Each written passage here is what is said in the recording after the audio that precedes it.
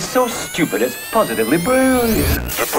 Charlamagne the guy. Andrew Schulz. We are the Brilliant Idiots, and today's Brilliant Idiots episode is sponsored by Postmates. Yeah. Postmates is your personal food and grocery delivery service all year round. Download the app for iOS or Android for free. Browse local restaurants and businesses and track your delivery. Anything you're craving, Postmates can deliver. 24 hours a day, 365 days a year. And for a limited time, Postmates is giving our listeners $100 of free delivery credits for your first 7 days. Do you hear me, all you college kids out there?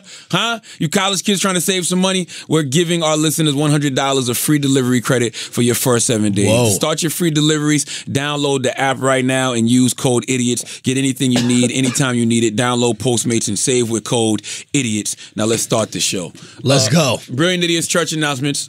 First of all, I want to say, yes, go get shook on anxiety playing tricks on me. You know what I want to say, man? Talk to me. Remember one time I got on this podcast and I talked about how, you know, the book isn't on the New York Times list, but it's still selling very well, and it's having a different impact than the first book. And everybody was in the SoundCloud comments saying, "You lying motherfucker, your book ain't selling, yada, yada, yada, this and that." Now that it's a national bestseller, nobody got shit to fucking say. I told y'all from the beginning this shit was selling. Y'all don't understand how this book game works. Right. Okay? Right. How does it work? Explain. Well, there's a bunch of different lists. You have the USA Today list. You have the, Washington Journal? Washington Post list. You have the New York Times list. Right. What's up, Pager? The only lists that are really based off pure sales are Washington Post and USA Today. Right. I really don't know what the NY Times. Amazon too? Yeah. And which one? Okay, and which Amazon. one did you make? USA Today, Amazon, and Washington Post. All of them put the time. So you got all the ones that are based on sales. Yes. Not the one that's based on popularity. I guess. I don't know what it's, I really don't know. I really don't know what the NY Times bestsellers list is based on. Yeah. And that's why I understand now why once you make the list once, yeah, you are a New York Times best-selling author for the rest of your life. I don't know what it's based on. Does it devalidate the first one that you got in a way? Nah,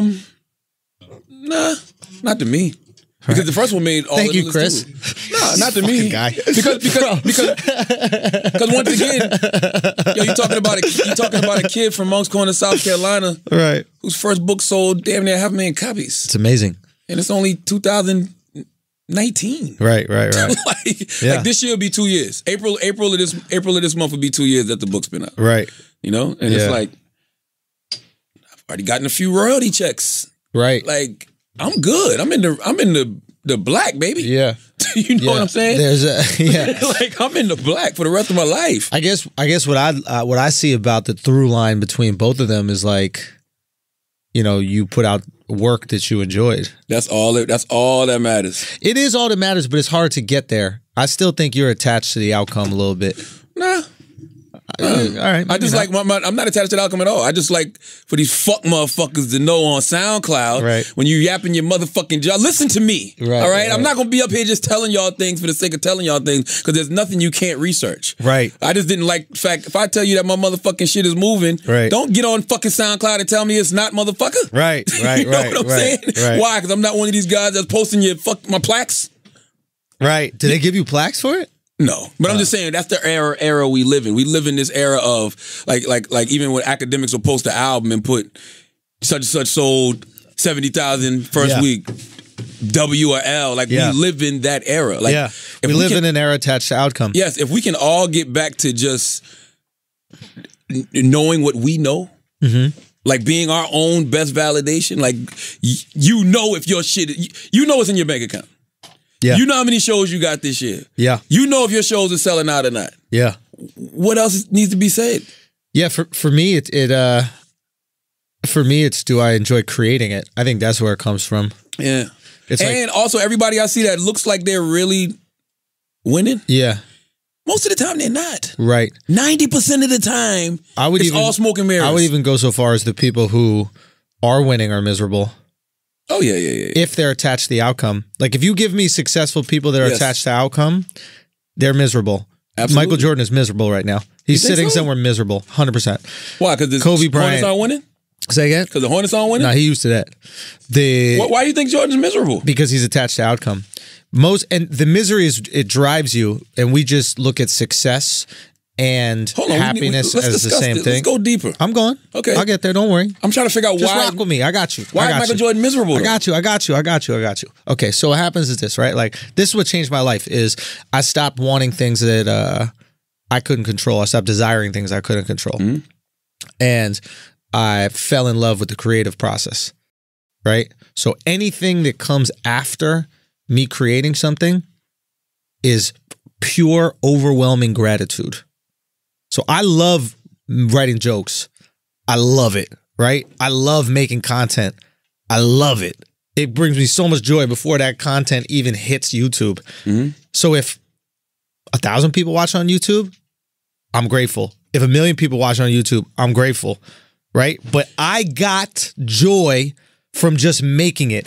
I didn't make it going, this is only going to make me happy if I get 1 million views, or this is only going to make me happy if I win a Super Bowl this year. It's only going to make me happy if I win a championship this year. Mm-hmm. If I'm Kobe, I'm only going to be happy if I have more rings than Jordan.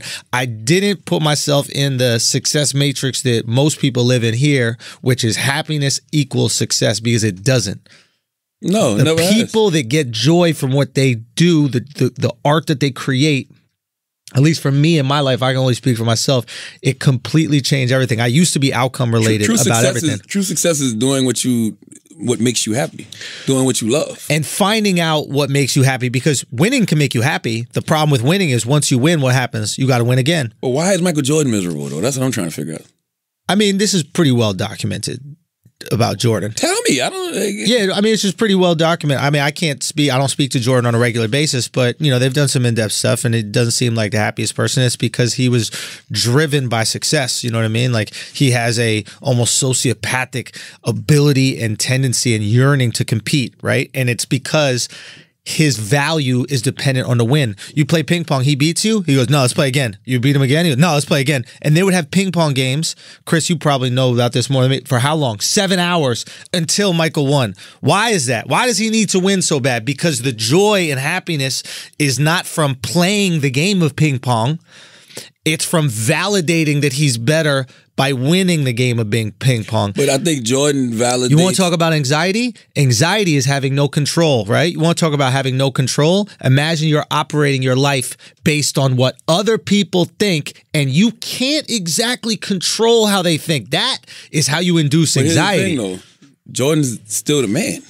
To you? No, but there's no bar better. Like, Jordan is still the bar on everybody's scale. To you? Like, even this week, what have they been saying? How good is he? Never mention LeBron and Jordan ever again. And not only that. How good is he at winning lately? When was the last time he won? He's winning in life. He owns a basketball. He's the only black man that owns a basketball team. When was the last time that he won? When he bought that team. So you think that just owning a team is a win for him? Yes. See, you underestimate. For a black man in America. That's like Jordan going, I don't care if I lose this ping pong game. I own a ping pong table. I'm sure he wants to win, but we also, one thing that we have to do that you don't do enough, and I tell you this all the time. Sure. Gratitude. Gratitude should be your attitude. What have I just explained to Listen to me. Let me finish. Does this guy listen to anything? Listen. I'm just explaining where gratitude comes from. So let me and now you're going to re-explain to me what I just explained to you. You're doing your own content that you love, right? Yeah. You own it, right? Yeah. What makes you feel good? That ownership of it, right? No. What makes you feel good? Creating it. So none of the ownership, Andrew? Come on, stop it. The ownership for me, it's control. I mean, the ownership is long term. Yes, it's where the business is trending. Your career did not take off until you took ownership of your career. No, until you start putting it in the hands of other people. My career didn't take off until I stopped asking people for things, and my career didn't take off until I started feeling entitled to things. My career didn't take off until I felt like I deserve shit. I deserve nothing, and from not feeling like I deserve anything came overwhelming gratitude when it came. Saying fuck everybody. No, not fuck everybody. Andrew. This is the thing. That's the initial reaction. Yes. The initial reaction is fuck everybody, right? Because you're upset and you're bitter and you're angry, right? What I'm saying is I'm at a place now where I truly enjoy doing it. When it comes to ownership, that's just smart business. You can still say fuck everybody and not be bitter. No. Yeah. There's no enemies in business. Why fuck everybody? There's no permanent friends or enemies when it comes in business, but it's always good to create some conflict for yourself because it has to be something to compare to. You're lying to yourself if you're telling me that you don't compare all your content to what everybody else is doing. You're telling all these other networks, you're like, fuck that. What I'm doing is the future. Your shit is a dated model. But I do that for comics. I don't do that for the networks. It don't matter. You're still doing it for yourself. Yeah, and you're doing it for, no. Sometimes it's bigger than you, bro. Sometimes it's bigger than you. It's like what I'm doing is putting a blueprint out there for comics to empower themselves. And you don't think that's my gift? You don't think Michael Jordan is putting a blueprint out there for people to want to own NBA teams? He's the first. Listen, LeBron. Listen to this. No, I don't. I'm gonna give you a perfect What's the example. blueprint? Be the best basketball player in the history, and then LeBron James make millions off sneakers and then own a team. Like, what's his blueprint? Yeah, when you talk to LeBron James now, what does LeBron James say all the time? Right. What does he say he wants to do after basketball? Own a team. Where do you think he got that from? Who was his idol growing up already? Right. So what's the blueprint to owning a basketball team? The Michael Jordan blueprint. That can empower anybody. I can't empower anybody. So my blueprint can empower comics. You just said comics. Yeah. So Michael Jordan is empowering other players. Michael Jordan is the greatest basketball player. You don't think it has anything to do with his skill that allows him to be that good? What do you mean? You don't think that Michael Jordan being the greatest basketball player in the world has given him, certain abilities and opportunities Magic Johnson aren't necessarily a blueprint. Magic Johnson is the second greatest basketball player of all time in my eyes. Actually, I think Magic is a much better example because he don't own an NBA team though. No, he doesn't. But Magic owns a baseball team though. He just got the baseball, but even before that, he's been an incredible businessman, right? Yeah, he's been an incredible businessman. So for me, I'm more. I don't know Michael's business. I think he has some steak Jordan restaurants. Brand. Yeah, but the Jordan brand is a part of the Nike brand that was bestowed upon him and he deserved it. Yeah. But it's not like he went out there and he was like, "I'm going to curate this business all to myself." He earned it with his skill set. Like we can sit around here and act like that's an easy thing to do, but if it was, everybody else would be doing it. What's the hardest part? Making a sneaker or being Michael Jordan? What is the unique, rare thing in those two? Like, what is more rare? Being Michael Jordan. That's exactly right. So for me, like a company invested money in the greatest athlete in the history of sports, right? The greatest winner in the history of sports, right? And then his brand, and he's a smart guy, so he was like, no, I'm going to need a piece of this company that I'm going to take from the ashes and rise into the sky like a fucking phoenix. I'm going to need... That's smart. Everybody's not thinking that way. Nobody's knocking his intelligence, right? Everybody's not thinking that way. What I'm talking about... For me, when you ask me like why I'm doing or fuck everybody, for me it's not fuck everybody. For me it's at a certain point in time you reach a certain amount of, and I'm sure you felt this, but you reach a certain amount of success in your career where you feel you have to, if you have the ability, give back, and you have to uplift the other people around you. Like for me, I'm doing this. You rise when you lift other people, right? So it's like for me, I'm doing this for two reasons. One, I just love comedy, and comedy's at its best when comics are supporting each other, when comics are trying to impress each other. That's when comedy's at its best. It's not when we're trying to impress the industry who knows nothing about comedy. It's when artists are trying to compete with artists. That's when it's the best. And if I can empower comics, if I can make them realize, hey, you could sell some tickets on the road, hey, you could take control of your career, then you're not going to be as willing to bow down to maybe what a network wants. That's a great example. You're going to do what you want. So let me ask you this. Yeah. Michael Jordan. Yeah. If he's only competing with other ball players that are playing now, right, and retired, who's on his level? Oh, I think I agree. Michael's one in terms of life in that regard, but I can still play ping pong if you want. Sure, but do you think that like when you're addicted to winning, you think that, and it's your drug, you think that you just have one win and then it's over, or do you think you probably need more winning? Multiple wins, and I think that when you're an athlete, and I can't speak because I've never been an athlete, but when you're an athlete, right, you're either you're forced to evolve or die because you can't play forever. Like literally, I'm listening to Charles Barkley on Dr. Phil podcast today, and he was talking about how, bro, when you become 30-something years old in the NBA, you know it's over. Yeah. Like, you know what I'm saying? It's just a matter of time. Isn't it hard for a lot of athletes? It's gotta be. So why do you think though? That's a good question. Why do you think Because they it's have so not hard? thought about life after basketball. And why is that difficult? What do you mean? Because their one value system is basketball, right? And that's what I mean. So when you see somebody like Michael Jordan, who has gone on to accomplish great things in so many other arenas, I don't see how he'd be miserable. Hey, Magic Johnson ain't miserable, and he had the freaking HIV for 30 years. All right? Yeah. You know what I'm saying? Why would Because he enjoyed creating it. he enjoyed creating the cure.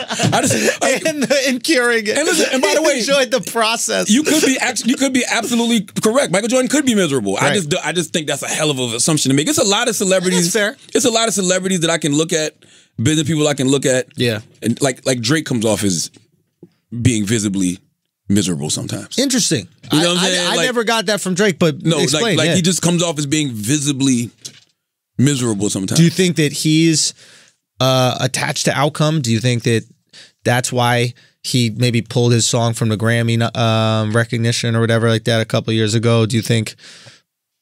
I don't know if it's outcome as much as it is honestly not feeling appreciated. Because think about it. Think about being. What's the difference between those two, right? Well, think about being at the top of your game, right? And you go in the studio every day. That is outcome, bro. You go in the studio every day and you create the best shit. And instead of being appreciative of the people who fuck with you, right? The things that bother you are the people saying they don't fuck with you. Those are the things you pay attention to. You know what I'm saying? Yeah. Like, why is Drake DMing Soulja Boy? You know what I'm saying? Yeah. Or when Drake, when somebody like Soulja Boy. Why is Drake buying you bottles? That was just a chess move. That's all that was. Fair enough. So yeah, that literally was just a chess move. Right. I think so. Anyway, you know what I'm saying? Like that was just some shit to. Let me get some coverage. Yeah, I mean, there's a lot of here. backstory behind that whole thing, and I don't know if I've ever spoken about that, but that's... You want to speak on it? That's not even my story to tell. Like, somebody we know can tell that story way better than me. Really? Yeah, she can tell it. She can tell the backstory way better than me, but that's her story to tell. Okay. If she ever wants to speak on it, she can. But Taylor? Yeah, right. Who paid for that Aruba trip? Well, by the way, Taylor? but once again, I could be making an assumption with Drake too. I don't know if Drake's miserable or not. You know what I'm saying? He might be happy as hell. You know what I mean? I don't know. I just think that I think that sometimes when you evolve in life, you have new things that challenge you. Like like Michael Jordan, he's not competing with ball players no more. He's trying to compete with all the other owners. Yeah. In the NBA. And by the way, I don't even know what that is considered success anymore. Because fucking James Dolan got a $4 billion team, but they suck. Yeah. You know what I mean? So Michael might just be trying to say, man, I just need to get the Hornets value up. We all create different values for success, right? Like there's a lot of dudes that, you know, we create value by how many chicks we could fuck. And if you're a religious dude, you create value by how many you can't. Yeah. So we set up our own structures, and a lot of times these structures are structures that benefit us. That's a great point. When I say I'm part of the Faithful Black Male Association, I truly mean that. And you feel like back in the day when you used to be like, yo, you keep points. Like, oh yeah, I smashed this woman, I smashed that woman. Now, what makes me feel validated? I haven't cheated in 2 years. Yeah. In 2 years and about 5 months. See? You don't even look at the DMs. Wow. This is God. This is God. Man, this is God, bro. Look, don't say nothing. Don't say who it is. Just look. Let me see. This is God. I just looked at my phone. Hold on. Wow, man. That's God, bro. Like, that's just a random ass text from somebody texting me saying not cheating is the best move I ever made. That's God. Hey, so let's think about this. God damn. So let's think about this, right? Yes.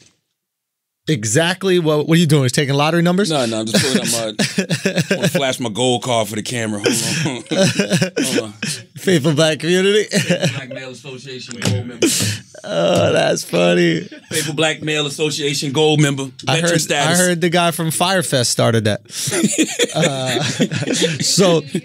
So this is great, right? So this is great because the beautiful thing about not cheating and feeling good about it is it's something that you get to do every day and feel good about. Yes. It's in your control, right? Yes. It's not outcome based. No. Right? It's you're creating. That's the art. Every day you not fucking a girl is art. You know, and you get a positive reaction for that. It's going to the gym, right? It's like, hey, I'm enjoying this gym. Everything's cool, man. I want nothing else from it but to be faithful. And there's all these great things that happen.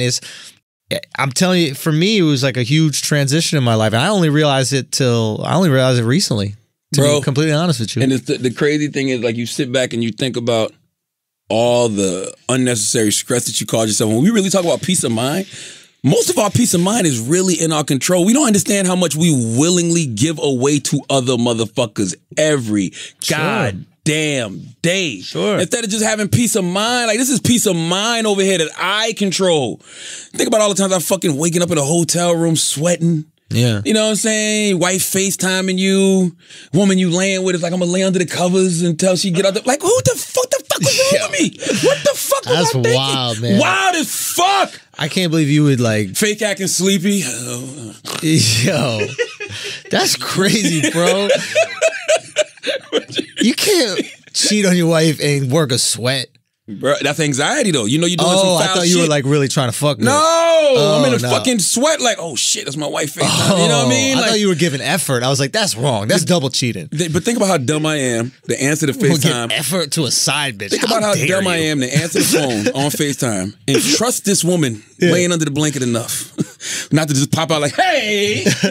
Ruin your life? It's like Momo in the middle of a video. Hi! You know what I'm saying? Make me go fucking get a knife and stick it in my goddamn throat. This shit is stupid, man. What do you think of James Dolan, man? I think he's wild, man. I think he's wildly insecure, man. But gotta be. He's insecure. I mean, you don't walk. Now that's around. a miserable motherfucker. Yeah. Why do you think? Because if you're, first of all, if you're that rich, you're the owner of a team. See, this is the thing. The Knicks suck for real. Yeah. And people are, like, there's not any publication you can go to that doesn't talk about how James Dolan needs to sell the team. Yeah. He's like listed as one of the top 10 worst owners in baseball history. I mean, Major League Sports history. Yeah. Tony Kornheiser's on his ass all the time. That is the perfect example of something having so much value. $4 billion. Yeah. That's not what you want. You know you're robbing people with no fucking mask. Yeah. But you know who I blame? Who's that? Y'all. Yeah, sorry. We enabled it. The fuck is wrong with y'all? Yeah. What is wrong with Knicks fans? Here's the thing. If the hotel is full, you're not going to get new pillows. You know what I mean? It's like those are the pillows that you're going to sleep in, right? Like, it's just how the hotel, it's like, if we're sold out every day, we're not changing shit. So, if you want new pillows, you got to stop sleeping at the hotel. So why do y'all keep going to this fucking hotel? Because why? You want to know, it's religious, bro. It's religious, bro. That's religion sucks. You know what it is? Have we not learned that in America? That religion is probably the worst thing that ever happened. Until you win. Yo, there's something. There's the last thing in my, not the last thing, I'm sure there's plenty of things, but like there's something I'm really attached to outcome. Like my joy is wrapped up in the Knicks winning, man. And it's such a weird thing because I didn't choose to be a Knicks fan. They didn't earn my fanship. Yeah. I was born in this city. My father loved the Knicks. My mom don't even know how basketball works. Yeah. But because I identified with New York, they get my loyalty. When I really break it down, it's stupid. I should just love the team that plays the game of basketball the way I love. That should be my only loyalty. You know? What up, Dwayne? Who's your favorite team? If you had to pick a team that wasn't the Knicks, who would you say you love is the team you love? You know, there was a time where I really loved the way Memphis Grizzlies played because they reminded me of the old Knicks. They were like tough, they foul hard. It was all like, what was that? Grit and grind. Yeah, grit and grind, man. It was like, and maybe it's because I'm getting older and that's all I could do when I play. It's like I could just bully a motherfucker. Bully you, and I could like be tougher than that you. That old man strength, like the old Knicks and Pistons. Rip the ball right out of their hands. Yeah. And but yeah, so for me, it'd definitely be that. But I guess I'm too deep in. I'm a season ticket holder. I'm invested. You know, I'm invested. That, by the way, and I want to put this out. If any of you guys can find a guy who Dolan threw out, you saw that video, right? I saw it. If any of you guys find a guy who throw out, let him know. You can come to any Knicks game you want for the rest of the season. I got you. All right, James Dolan, like, okay. All right, try me, Hezzy. First of all, I don't know why anybody would come play for the Knicks. They shouldn't. Why would you? First of all, what do I always tell y'all? If you want to see how somebody's going to eventually treat you, watch how they treat other people. James Dolan don't give a fuck about fans. James Dolan don't give a fuck about old players. Yeah. James Dolan, why would the fuck would Kevin Durant or Kyrie Irving come here and play for that guy? You know what's interesting? Why? is like by we're talking about like about giving. Sometimes it's bigger than you, just helping in general, like in the joy that you could get from that, right? You could tell Dolan runs the franchise like a taker, not like a giver. Yeah. Like Mark Cuban runs the franchise like a giver. Yeah. Right? It's how can I provide you guys that play for this team with the best possible lifestyle here in Dallas. Everybody says he's one of the best owners in the league. Exactly. So like you said, you want to play for somebody like that, right? And I bet up in San Francisco, the Warriors too, I bet they get the best treatment. They're in the tech world, so they're connected with all the tech people. Like there's all these opportunities. Like you got Dolan, right? You're a billionaire. You got connections to Wall Street, connections to all this money in New York City. You're telling me you can't flex that to get your players hooked up on some like ground level business deals? That was one of the reasons Melo wanted to come in. Smart. Because Melo thought he was going to get with Dolan and Dolan was going to hook him up in the tech world. Did it happen? Absolutely. Clearly not. So it's like you have the opportunity to offer value to these players outside what you're paying them. Now, regardless of whether you think someone deserves to get paid that much money to play basketball, it doesn't matter. My point is like, give. Like that's the thing I learned at Burning Man, dude. Like, and it took me till I was 33 years old to realize this shit. You get more from giving. Yes. I was so fucking cynical and I was so like fearful, because I grew up in this tough ass city where everyone's trying to swindle you every 3 seconds over bullshit. Like literally my whole life is people coming up, hey, you like the environment? Yeah, the environment's cool. You want to give us some money?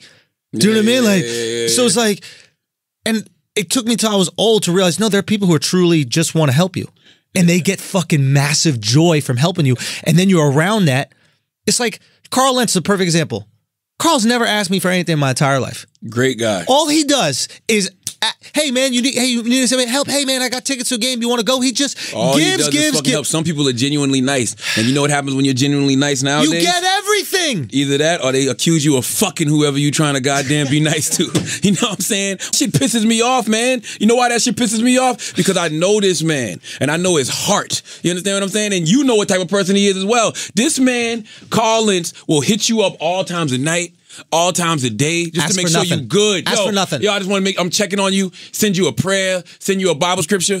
I know it sounds crazy to us. No. But it is genuinely some people who are that fucking good. It sounds crazy to people who aren't that good.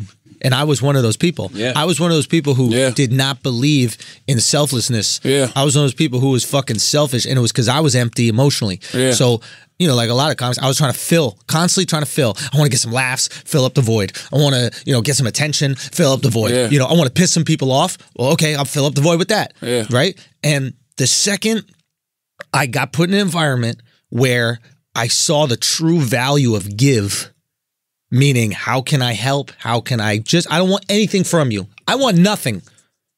Just give. Bro, that's my whole motto. I've always said I want to throw more assists and score points. Dude, you rise by lifting other people. That's how you live forever. You live forever by everybody else talking about you in the future. Like, opened up. That's what you want. That's what I was trying to say earlier about like, when I talk about even, the platform, the blueprint that I put out, for comedy, it's like sometimes it's bigger than me. You know what I mean? Like even with the latest special now putting it out on YouTube, it's like, we probably could have got deals from that. I had one company asking me not to put it out.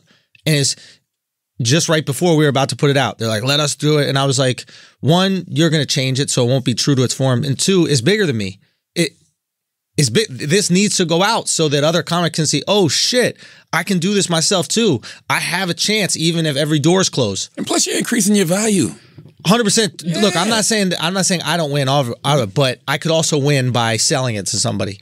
But the ultimate win, I don't know, I just got to a point where it's like, it's bigger than me, The ultimate win is when they sitting around talking about you the way they talk about Louis C.K. Not jerking off around random women. I'm talking about this guy took his own stand-up special, put it on YouTube. That was a different mold nobody had ever seen before. Yeah. Now you're doing something kind of similar. You know what I mean? Like you're creating a different mold. That's all. Yeah. I don't see nothing wrong with that. But you're absolutely right. And that's why when I see guys like James Dolan, I see like this guy is just a taker. Yeah. That's all he is. You know why? Because if you are the owner of a franchise that's worth $4 billion and you have a diehard, loyal fan base. You should be the nicest person in that arena every day. You should be walking up to people, shaking hands, kissing babies, saying thank you, busing little kids from inner cities in fucking New York to come to the fucking games for free, having free popcorn. You should be doing all kind of shit to make this franchise and this fan base feel appreciated. Who the fuck are you to kick somebody out the game because this consumer wants his product to be better? No, that's crazy. And if somebody did say to you, sell the team, if you weren't insecure, you would look at them and be like, hey man, I get why you feel that way. And I wish that I could explain to you how much I want this team to win, and I'm trying my best. And maybe I'm not the best at this, and maybe I can get some better people to do it. But just trust me, I promise you I'm trying my best. If he said that in that exchange, you see the city flip. Be humble. You will see the city literally go, oh, man, maybe he ain't a dick, man. He's doing the best he can. Speaking of dick, I think he got a little one. Really? Yeah, man. That's little dick syndrome all day long. Little Dick Dolan. You can Little just Dick tell. Dolan. Like, why would you give a fuck? Like, I'm dead serious. Like, they said one time he was walking into the arena. Yeah, you don't walk around with 6 hot chicks by yourself because of how confident you feel in who you are. They said he was walking into the arena one time and there was a guy out there that said sell the team. Said Dolan jumped in the guy's face and screamed at him. You didn't read about that? Oh, it was all kind of stories this morning. Well, no, that was what I'm referencing. This was you're talking about the guy in the arena. Oh, this is on the way. Yeah, they said he was walking inside, and there was a guy outside. He told the guy, you're banned from here for life. He wrote the guy a letter and everything. Nah, we got to start. We got to make moves, man. We got to do something about that. Yeah. Just to play devil's advocate, what about a heckler? Isn't that the equivalent to that? That wasn't heckling. So, but no, I think you're making a good. I see what Alex is saying. Coming into your place of business. Yeah, no, you make a good point. I get what Alex is saying. Right. Alex is saying that he's a heckler, but it's sports. Right. No, I think Alex is asking me what I would do with a heckler and how I would react. And I guess what I would say is, you'd roast him. No. But like, because you're heckling a winning team. See what I'm saying? Like when I'm on stage and I'm rocking, like you're referencing probably what happened in Connecticut, right? Just to hear me out before you open energy, right? And then I lit that dude up, right? We were rocking before that, and then they just interrupted. So it's like the team is winning. If the Knicks are winning and people are going, Dolan, sell the team, we're gonna knock that guy out. We're gonna be like, don't sell the team. We're fucking killing it. You see what I'm saying? But if the crowd is booing a comic who sucks. By the way, I've seen some comics who get booed and sucked, roast the fuck out of that one motherfucker. And then it changes the room. Hell roast the one motherfucker that's heckling them for sucking. Yeah. So that shit can change at the drop of a dime. And you all of a sudden have respect for that person. You're like, oh shit, he knows what he's doing. James Dolan just proved to everybody why he shouldn't be the owner of the New York Knicks. Absolutely. You're not mentally capable of handling this shit. And to that, like, I don't know if you saw what happened with Russell Westbrook yesterday. I saw that too. So this is the thing that we've been talking about Flagrant 2 for a minute, is like, I thought that there was going to be another Malice in the Palace this year where the players fight the fans. Because the NBA is not doing a good enough job of protecting these players, yo. Just because you sit close doesn't mean that you can insult the player. Like, you could say bad shot, you could do that stuff, you could do anything you would do on the street if we're playing a pickup game. When you start talking about people's families and their mothers and shit like that, going on though, yo, but it's not allowed. Like, you can't do it. I'm sorry. Nah, you can't, bro. You have to have some sort of etiquette. Like, if you want the players to be at a certain standard and them to behave in a certain way, you have to protect them. And if you're not willing to protect them, then why should they continue to behave that way? They just got to sit there and play basketball while you call them racist words and shit like that? I can remember, yes, you do got to. Come on, yo. No, fuck that. You know why? You're out, son. No, I'm gonna tell you why. Go. You got motherfuckers like Jackie Robinson and Bill Russell, them who had to play in the fucking civil rights era. You better let a nigga fly every now and then, Russell Westbrook. Okay? Wait, I'm confused. I'm saying, if those guys can play in that era of Jim Crow segregation when shit was really fucked up, come on, man. And you're saying he got to put up with it? Yeah, little racism ain't nothing. Now, yeah, but this is the argument that this is the argument white people make about black people complaining now. It's like, no, you used to have different water fountains. You should be happy. You got the same water fountains. But that's what sports fans do. Nah, you don't got to be racist, bro. Man. I was watching Christian Laettner. I was watching Christian Laettner's 30 for 30 the other day. Yeah. Do you know that they were in the stands going homosexual? Yeah. I'm like, yo, what? Son, I used to say that there was a fucking There was a pitcher for the Dodgers. His name was Hideki Nomo. Never heard of him. This was a long time ago. Remember Hideki Nomo? And I was like 11 years old. I was in Yankee Stadium just screaming at the top of my lungs, Nomo is a homo at 11, fam. That's what Nobody I'm saying. was tapping me and going, yo, chill, you can't say that. This dude's Japanese. He don't even know the fuck I'm talking about. Bruh, dude, I watched that 30 for 30 yesterday, so it's not even just really black people. No, it's everybody. They chill, used you to can't talk shit like that. on the Duke Blue Devils. You can't talk like that Like, to they used to call players, them huh? white, privileged, racist. They used to call the black players on the team Uncle Toms. They said Christian Laettner and Brian Davis was fucking. Now listen, do I agree with you? In a perfect world, should it not be that? But god damn, man. Yo, It's like if you try to tone it down a little, you kill the fucking Here's the thing. sports crowd. Here's the thing. Should there be anything this off limits? Like, what about the N-word? Should you be able to yell the N-word at a player? Nah, I don't think you should be able to do. I think nowadays in this era, no racial slurs, no gay slurs. Because we don't tolerate that nowhere. That's it. So it's like, if you want to call him, if you want to say he's playing weak or he's soft or blah, blah, blah. Okay, it's fun. It's in jest. We can do that kind of shit. That's fine. So, but let's not call the M. Let's not call him playing the N, et cetera. And then number two, don't find players for talking back to the crowd that's screaming shit at them. Like, if it's open season, it's open season. Russell did a little too much, though. When he said he was going to beat up the wife. You can't threaten violence. That's the only thing that you can't do. You can't do that. You can't threaten violence against a woman, especially in this era. And if Russell loses an endorsement or two, I can see that happening, bro, because he moved off emotion and not strategy. In that moment, you cannot let them get the best of you, which I find fascinating. Yo, shouldn't you be allowed 5 seconds? You can think. Listen, 5 seconds, Andrew. These are some of the sharpest minds.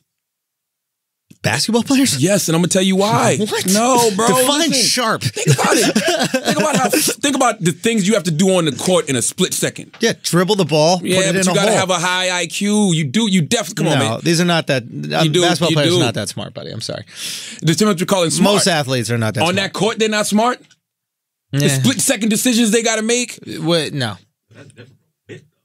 Nobody's talking about wit. That's the reason they say LeBron has a high basketball LeBron IQ. is specifically intelligent, but that's, for me, I think that's because of his ability to recall events, right? Like he has several different types of intelligence that are really impressive, but his recall is unfucking real. So that recall allows itself to succeed in other aspects of life, right? If he's remembering every single play, he's going to remember that contract that he read, and then he's going to apply that thing in that contract from 5 years ago to this new contract he's going to do. All these, the bits of information are floating around. He's like a computer. I guess what I'm trying to say is if these ball players didn't have a better sense of restraint, they'd be fighting each other all the fucking time.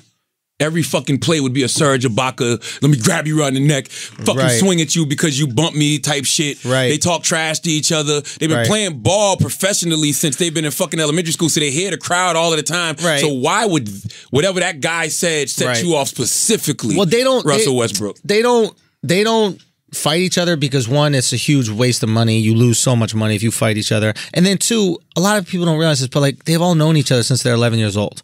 Yeah. Like all these, like now because of the AAU system, all these kids grew up with each other. Like literally all the players, they stayed at each other's houses when they were in tournaments. Like they're buddies. But isn't it a waste of time to argue with a fucking fan and end up cursing him out or throwing something at him? Yes, it is. But that's why we love Westbrook, because he is literally, what's it called? What is the term for it? Like a rebel. Yeah, but like you don't know what's going to happen. What is that? Like, outlier? No, like radical. Like you don't know, you never know. You're just looking at him. You're like unpredictable. Yeah, honestly, you have a lot of those qualities too. It's like we want to watch you because you don't know what you're going to say in this fucking interview. You know what I mean? I'm definitely not going to tell a woman I'm gonna fuck her up. That's not true. happening. Okay, fair enough. Fair enough. Okay. All right. I don't give a fuck what a woman says to me in an interview. I'm not going to reply. I'm gonna fuck you up, yo. That shit never works. I was like, yo, Russell is wow. So what does Adam Silver do about that? Because Adam Silver, in my opinion, he's soft. He doesn't want to come down to players at all. And when you don't establish any rules, people get anxiety and they start acting out because they're looking for the boundaries of what they could do. This is a perfect example of, and like if you guys ever had, people that worked for you, right? You ever, I don't know, you ever manage, like in terms of, well, you have people that work for you in this business, but like you manage, when I manage restaurants, this employees, I knew the ones that were acting out were the ones that weren't sure what my boundaries were. And the second I was like, hey, you can't do that. Don't come to work tomorrow. they got calm. Because they're like, thank you. You told me the boundary, and now I have the boundary, and I can function normally here. It's a weird concept, but I think that's what you see a lot of players doing. Now players are cursing at the fans. You see players getting kind of like almost going at back and forth with them. It's like, Adam Silver, step it up. Create some rules. Protect these guys. That's a great question. What does Adam Silver do? Because you want to do something before you get forced to do something by some women's rights organization, just in case it gets that deep. I don't know if it would get that deep, but it could. 100%. You know what I'm saying? He just threatened to beat up a woman. Like, so it could get that deep. So you kind of want to do something before they do. But I don't think it's a fine. I think a phone call and you let everybody publicly know you made this phone call. Russell already apologized. What would you say if you're Russell? You're good at this. You're good at the Russell apologized. PR. Russell said, I've never hit a girl. Russell said, I've never hit a girl. Heat of the moment. Cool. Oh, honestly, I think we should forgive heat of the moment. Absolutely. Like, that's another thing. Like, what I was saying about 5 seconds. Like, you know when you get pulled up, not pulled over, but someone like cuts you off driving? Yeah. Right? You just look at the person in the car, and then whoever they are, you just make a split-second judgment, and they say, fuck them. Doesn't matter. That's it. Do you know what I mean? If it's a girl, fuck that bitch. That's it. Right? You don't know anything about her. Yeah, it's just a knee-jerk reaction. And then a few seconds later, you're like, whoa, I was really crazy right there. Why did I just curse out that lady? Stupid ass bitch. Yeah. You know when you realize that when you're riding with somebody who's driving stupid. Wax is that motherfucker. Why? What happened? He just curses everybody the fuck out. Like it's like it's the stupidest, stupid ass bitch. I'm like, Stupid ass she's bitch. 70. Son, listen, I literally, I'm driving the other day, right, with my boy Chris, right? Chick cuts us off. Long hair, right? Stupid ass bitch. That's my reaction. First reaction, stupid ass bitch, right? We pull up next to him. It's a dude with long hair, right? My initial reaction, fucking pussy. Right, like so it had nothing to switch your rhetoric up. Yeah, exactly. Right. It's like I just didn't know what to do, so I just turned it to anger at the dude. I just didn't know anything about him. You know what I'm saying? So there was no attachment.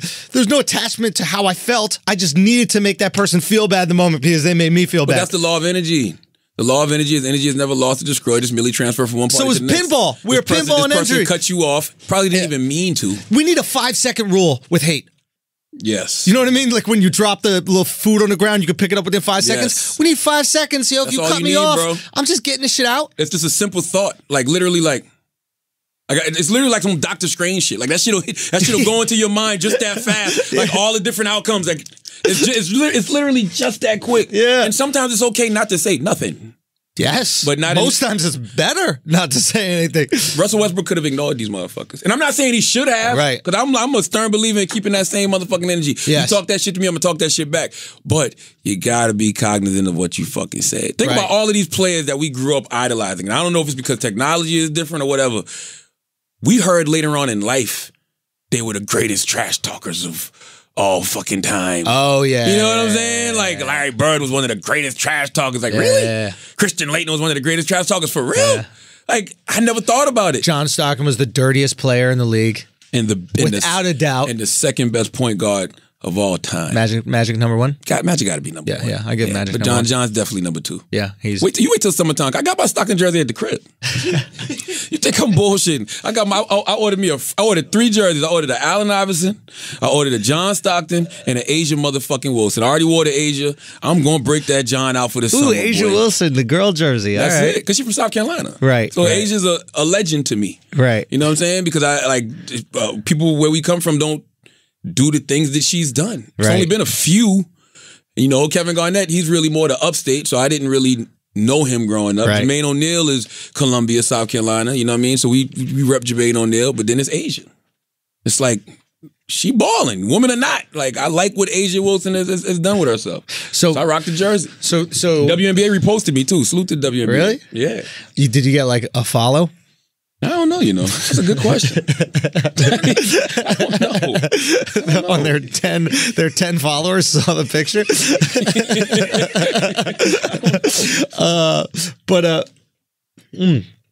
Yeah, it's interesting. It's like when you see someone come from like your shared experience, you have a lot of appreciation. That's why Knicks fans are loyal to the fucking Knicks. Go explain that to me. Because it's their homegrown team. It's a shared experience. Yeah. You don't know anything else. Liking the team is a shared experience. The turmoil that you go through is a shared experience. I see. Yeah, that makes sense. It's the one thing New Yorkers have in common. Yeah. Not the one thing, but one of the things New Yorkers have in common. No matter what race you are, Yeah. No matter what gender you are, if you're a Knicks fan, you can bond over somebody talking about how terrible the Knicks are. And when the Knicks finally fucking win, which honestly will probably never happen. This is what Knicks fans need to realize. This shit'll probably never happen. Nobody's gonna want to come here, bro. Yeah. You know what it's gonna take to attract free agents? What's that? A black owner. Well, here's the thing about the Knicks, right? Knicks organization. And this shows really how bad they are. This is like, we're a historically bad team. Mm-hmm. The entire front office is black. From the president down to the coach. Really? Yeah. Well, they need a new face then. James Dolan got to get the fuck out of here. This is how horrible the Knicks are. You can't even brag about how progressive that is. You know what I mean? Like, you know how like when you have a diverse show, people go, look at this beautiful diversity. The Knicks are so fucking bad. They're like, yo, keep that shit quiet for a minute. If we win some games, then we'll talk about how beautiful and black the Knicks are.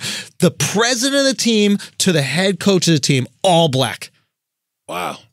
If I'm James Dolan. So you could argue that James Dolan is this progressive icon. Look at him.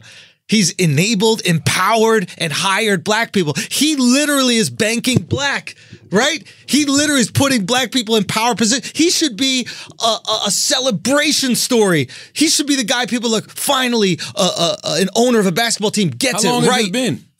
For years. Oh, yeah. Well, guess what? Blow the whole shit up then. I don't give a fuck about that shit. The fuck diversity got to do with it when everybody fucking sucks. Like, if everybody fucking sucks, get the fuck shit. Throw now, the whole right shit after away. Phil, Perry came in. But even during Phil, you still had... I'd keep that coach. Because he seems to be inspiring people. Fizdale, black you know coach. what I'm saying? Yeah, I mean, he's not inspiring them to win. But he's losing the right way. Yeah, it's how he's supposed to lose. People like him for some reason. I'd keep him. Everybody else, get the fuck on. And give Charles Oakley 1% of the team, right? And just tell everybody you made Charles Oakley an owner. Right. Right? Now Charles is there all the time. Yeah. He's back to being the face. Right. And you fall the fuck back. Get you a head of basketball operations that knows what the fuck he's doing. Right. And keep it the fuck moving, James. Right. Get the fuck out of here. Little Dick Dolan. Little Dick Dolan.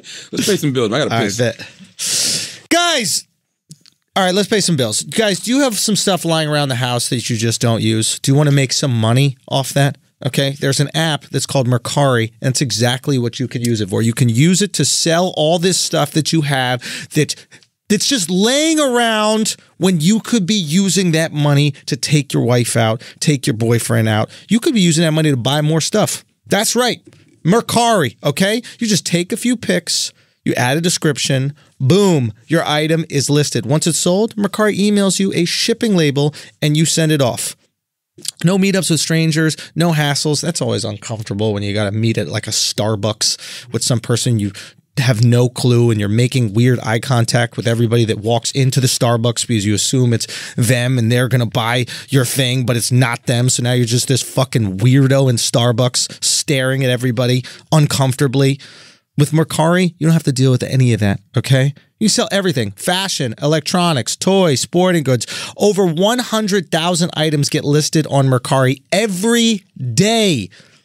Earn a few extra dollars. Clear up valuable space in your home with Mercari, okay? The app has over 300,000 reviews on the App Store with an average of 4.8 star rating.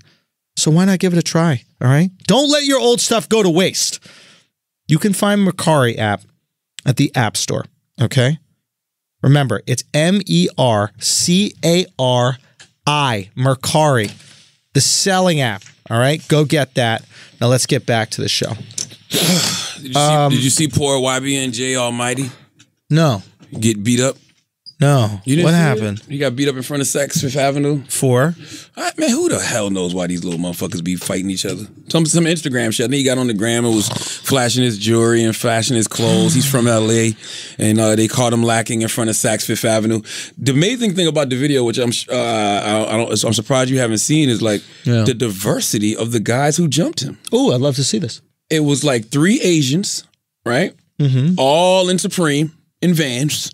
Really? And I didn't even see any black kids. I'm sure it might have been. I was confused. Is it fucked up that all I'm thinking about is them doing karate? Is that fucked up? Nah, they wasn't no karate, but they was quick, boy.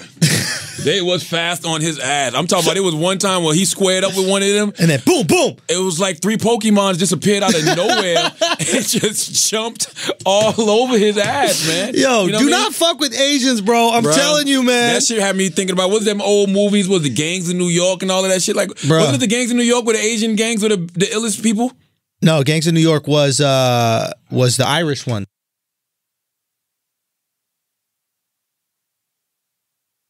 What? All I'm saying is, I believe you. I believe you. All I'm saying is, don't fuck with these Asians, bro. You try. Hey, listen, they're polite, they're nice. Yeah. When they want to set it, they're gonna fucking set it on you, bro. They jumped on YBNJ, and then it was another fight later.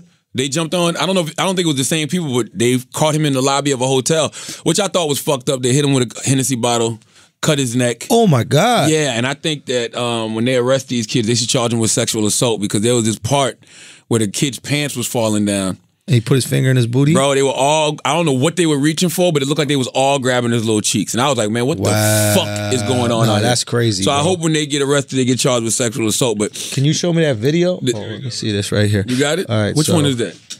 They are just, is this the one? Look at all those Asians, man. It's like one black guy. Where? Oh shit! Who is that guy? Another one. That's YBN again. Oh shit! I didn't even see that one. Oh, this one is wild. Hold on, we gotta check this one. All right, so look at that. Where is he? That's him. Look at all these Asians. Yo, man. Oh shit! What the fuck? That's the thing. There's a lot of them too. And they all dressed so nice. You know what happened? What happened? He probably was waiting for a drop and he probably skipped the line.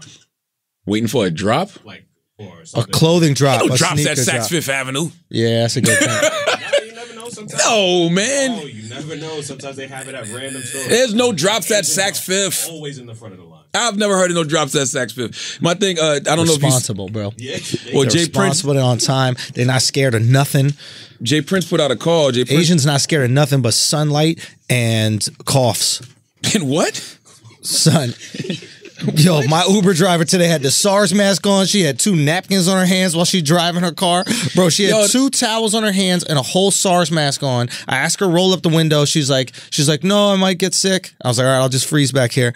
And the whole ride, I'm just thinking, like, if she's that afraid of what this car has in it, I'm dead. That shit is wild. Like, I'm 100% dead. Asians do that at the airport too. They always have on the mask. And I remember when the SARS epidemic was popping. But I'm like, what do y'all know now that we don't know? You know what? This is the thing about Asians, right? You think their behavior is rude until you realize it's actually for you. Yes. That's the thing about Asians. Like, whenever Asian does anything rude, take a second. Because it's probably for your benefit. Like, whenever they had the SARS mask, I was always thinking, I was like, yo, y'all really disrespecting our air? Like, you're the ones with the fucked up air. Look at your air. This is crystal clear American air right here. Then I find out the SARS mask is because they're sick and they don't want to get you sick or anybody else sick that's on the plane. That's the truth, Chris? 100%. Shut up, Chris. Chris gonna ride. No, I'm being would I not be honest? No, I believe you. So 100%. Anytime they're rude, any of that shit like that, it's usually because they're looking out for you. So if you fucking an Asian man and he wants to wear a condom, it's because... Hold on. I had to wrap my head around that scenario. That was difficult for me to wrap my head around that scenario. So, all right. So if you're married, let's just say married. You're married to an Asian man. Right. And he wants to wear a condom. That's because his dick's sick. All right. Okay. Just throwing that out there. Is that true, Chris? Chris, yo, this is just a dick SARS mask. Chris' wife makes Chris' wife's making him use condoms to this day, bro. Chris, whoa, Chris. Yo, what if your wife still make you use condoms? Yo, your wife makes you use condoms. Of course. So who's sick? I need to know who's sick. Hold on, I was joking, fam. You really use condoms to stay? What? Hold on. You use condoms? He can spread the lemon lime, bro. He don't want to spread that fucking Sprite.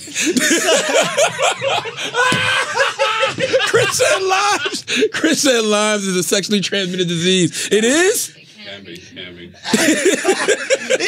Wait a minute. Chris got the Sprite. He got the Sprite, son. Hold on. Chris, you still use condoms for real? Chris, Fam, come on. This is a good teachable moment. Just pull out, bro. This is a teachable moment. You can't pull out. Like you can really help people. I did not know that fucking Lyme disease was an STD. It's not an STD. Chris Come don't on, even Chris. got limes, bro. Chris don't got limes, bro. Stop lying. Chris, do you really have limes? Be honest. Definitely have limes. How do you know? Is it diagnosable? It is. It's a lot of controversy around it, but I've gotten the positive test results back. Do you get insulted when you order a beer at the bar like a Corona and be like, you want a lime with that? I can't drink. Doesn't happen. Maybe my seltzer. So you still wear condoms for real? Well, because there's a lot of evidence coming out that you can sexually transmit it. Really? Yeah, unfortunately. Wow, bro. Yeah. Huh? That's gotta suck. I mean, it's till death do you part. That's one of the main reasons to get married, to have raw sex whenever you want. So you can't raw it up. I mean, when was the last time you had some sushi? All right. What is raw? That's raw. We out here throwing slang words around. You heard me use Sprite for lime. It's you raw. use sushi for raw. Yo, What come the hell? on, Chris. Chris, you're not eating raw, bro. If he was a basketball player, Sticking that sushi. Sticking that sushi roll. Let me get that sushi roll, baby. Listen, Jay Prince put out a call on Instagram. Because I guess the YBN kid is his man. Yo, Prince don't want smoke with the Asians, bro. Let me tell you something. Yeah. I did not like, and I respect Jay Prince totally, I just didn't like seeing him do that because it's like, that's these young kids' dream territory. Oh. Instagram is their territory. Okay. I love Jay Prince, but they don't care about Jay Prince posting something on Instagram saying, hey, you know, anybody in the Bronx who know these kids, you need to let me know before it gets out of hand, yada, yada, yada. They don't care. So like Duval sent me that screenshot, right? And I go, man, I love Jay Prince, but these kids don't care. I said, they're going to be online saying SMD in 10 minutes. And guess what happened in about 10, 15 minutes? Some kid was on there with the chain saying Jay Prince can SMD. So it's just like, the only thing you can do with some little kids like that is really roll over them. What do you mean? Like you gotta really touch them. Like they don't getting on Instagram is playing their game. Right. You know what I'm saying? Like you feeding into Hasn't their there been hands. enough touching the kids lately? I mean, yo, you really want to scare them kids? Pull up with I Believe I Can Fly. Bro. Pull up real slow. That'd be crazy. Listen, you're not scaring them through the smartphone. They play on that. They don't believe it's real. They don't believe the phone is real. They don't believe anything that happens on the phone is real. And by the way, they don't even know who Jay Prince is. Right. You know what I'm saying? And to them, it's like this. I'm in New York. Right. This guy's in Houston. Who's Jay Prince? Oh, to them, it's like you might hear stories, but like, whatever. Yeah. They don't even, they're not dealing with the reality of what those actual consequences could look like. Right. You know what I'm saying? They didn't grow up the way we grew up. Right. It's like it's not too many kids that's going to be scared of Jordan, bro. By the way, I don't think Zion probably scared of LeBron. He probably not. He probably like, I respect it, but I'm like, I'll bust his ass. That is true. A lot of these kids come out the league. Like I remember Marvin Bagley came out the league. He was like, I'm not winning Rookie of the Year. I'm winning MVP. It's like, fam. Marvin couldn't even beat me in the aux court battle.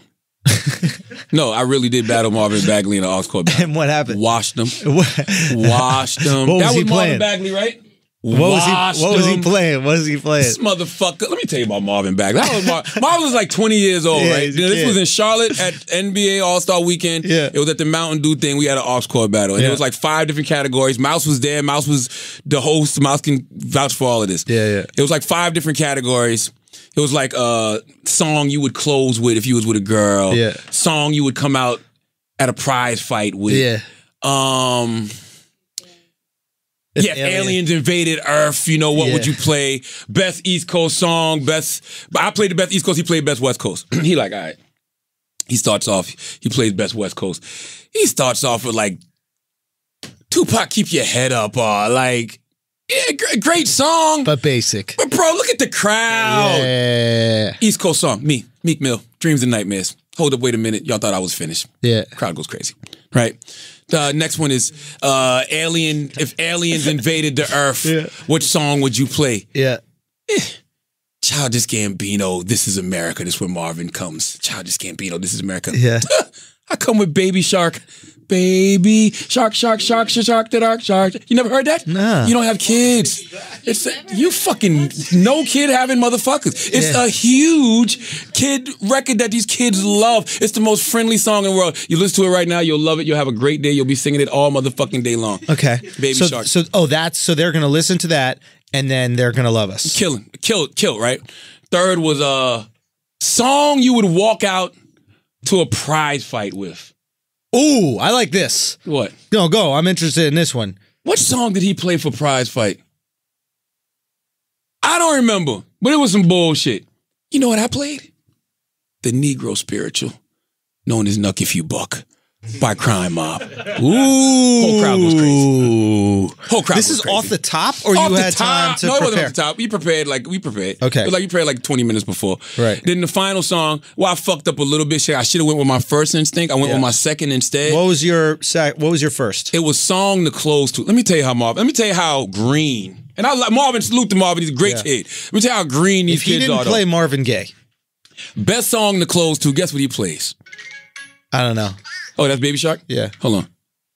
Song he plays. It's a song to close to. Meaning that you and a girl are together. You got to get some pussy. And you about to get some pussy. Yeah. This motherfucker played Next Wifey.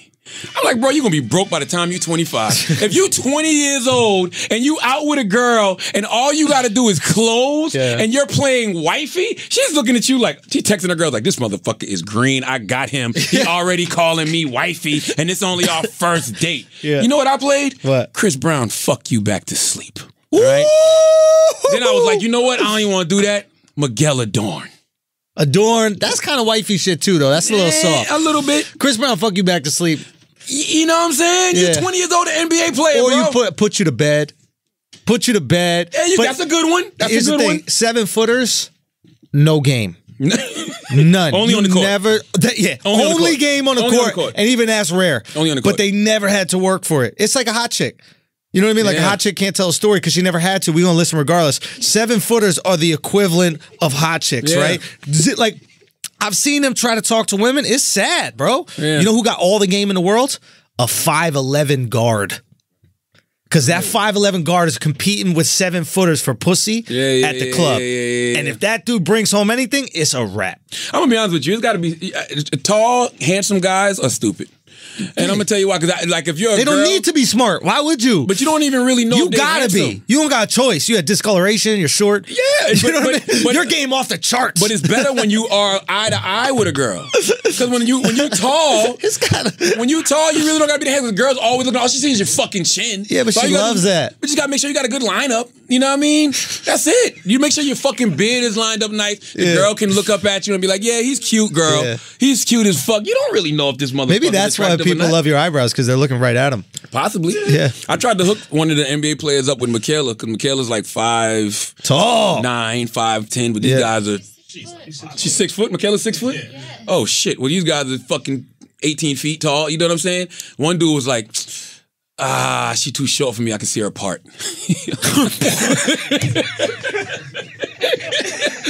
He was like, yo, she fine, but she too short for me. I can see her apart. Yo. I'm like, what the fuck? All right, here we go, guys. Baby Shark, baby. This is the song you want to give to aliens. I never heard this song.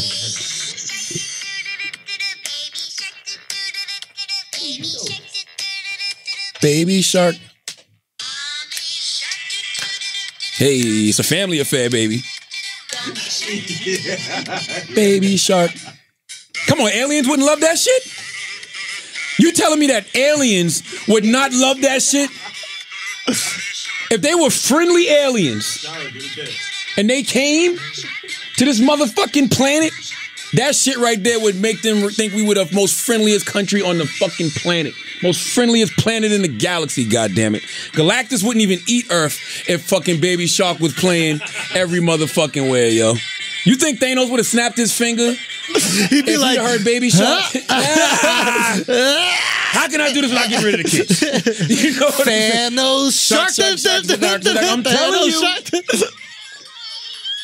A great song, bro. They got a remix? You haven't seen Captain Marvel yet, have you? Nah, good. Oh man, I enjoyed it. What does that mean? I enjoyed it. Does that mean some people didn't? Yeah, the reviews were terrible, but that's because you got trolls that are really sexist and really misogynistic. They did the same thing with Black Panther. Wait, you think it's all gender-based? Yeah, Rotten Tomatoes said they actually changed their review system because of Captain Marvel. Talk to me. Because they were letting people review the movie before it even came out. Right. So before the movie even dropped, people were going on there saying how fucked up it was and it was whack and yada, yada, yada. So it had this real negative review early on. Like it hadn't even come out yet. So Rotten Tomatoes said they had to change that because they changed it so now you can only review after the movie has hit theaters. So I understand when people, let's say people trash like a Ghostbusters when they just make a female version. I understand to a certain extent people are like, all right, you're just forcing, what is it? You're just forcing diversity. Yeah, you're like forcing diversity, right? It's equality. Yeah, it's not natural. It's like you're not writing a story for women. You're just trying to force it in and like manipulate women to go see something because look, it's our time now. Like, so I understand the inauthenticity of it, but I don't understand trashing Captain Marvel because she's always been a woman. Well, no, she was a guy at one point, way back in the day. But the popular Captain Marvel has always been a woman. For the last how many years has been a woman? Oh, years. I mean, because you had Monica Rambeau, who was black. Monica Rambeau, she was black. She was Captain Marvel. Then you had Carol Danvers, who was Captain Marvel. Like she's always been. So this character in its most popular iteration is a chick. Absolutely. So why are you upset that they're making a movie about because the person who it is? Dumb ass era. That's all it boils down to. We live in a stupid ass era. Right. And anybody who is upset at Captain Marvel being a woman just simply does not follow the comic books. Like, guess what? Oh, it's new fans, you think? It's gotta be. I'm like, there's nobody that's really from the Marvel world who is upset about Carol Danvers. Like, this has to be people who just fucking started watching Marvel during Black Panther. You know what I'm saying? Like are just, I don't know. Like, there's no way you're mad at Captain Marvel. Like, right. She's always been one of the strongest heroes in the universe. So this isn't no white women are the strongest, whatever. She's always been one of the strongest heroes in the Marvel universe. Was there like Black Twitter outlash?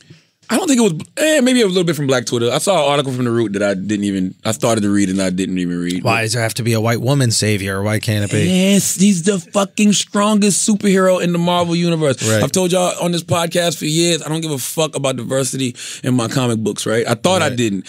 And when I gave it a chance, they started being my favorite books. I started buying Captain Marvel 3 years ago. When you think really about enjoyed it, white women are the only people who care about the planet. In that way? No, I mean like they're really the majority of people who save animals are white chicks. They're the majority of people who care about recycling are white chicks. Like in terms of Captain Planet or just how do we save the planet, white women are the ones who do it. They adopt kids from all around the world. You know what I mean? They take on, I mean, they are the most diverse in terms of who they date. Like white women will date anybody. I don't know. They're really superheroes, white women. When you think about it, Captain Marvel, it makes sense. What was the last non-white woman that you met that like really cared about saving polar bears? The last non-white woman that what? That really cared about saving the polar bears or like... See, that's my problem with white women. They care about shit that everybody else don't give a fuck about.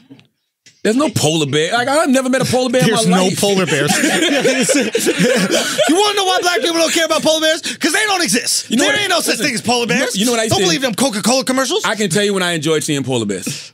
On a Klondike bar. Yeah. That's when they were amazing to see.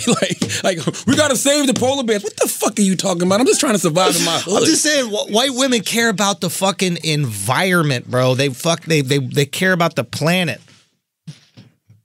Can't deny it. Undeniable. They They are out there saving the fucking hedgehogs. Exactly. They're out there, bro. I guess They going to Africa building wells. Yeah. Who goes to Africa to build wells more than white women? Jay-Z. No. No. No way. Listen, that is true. They give a fuck about all the little animals that nobody cares about. Well, also Africa. They're in Africa building the well. Every time I'm on the swiping right for the dating apps, there's always one picture. There's some white girl surrounded by all these black kids. Well, Captain Marvel didn't give a fuck about the Earth, by the way. Captain Marvel left for 25 years and only came back because the black man paged her to come back to let her know. They come to black men whenever they call. I'm telling That'll you, this be mal creative in Avengers Endgame. Captain Marvel's like, look, I heard the hedgehogs are gone. I heard Thanos wiped out half the hedgehogs, half the polar bears. I'm back. I'm here for the giraffes. I'm here for the I don't know giraffes. how y'all figure this out. What happened? People got killed. Listen, I thought the movie was good though. I enjoyed it. Do you think they made her look strong? What do you mean made her look strong? Like in the movie, she didn't seem that strong. I didn't She see doesn't it. seem like she could beat Thanos. You saw it? Yeah. Come here. Come here. Alex, get on the microphone. This guy's crazy. This guy's looking at me like I was telling him to sit on my lap.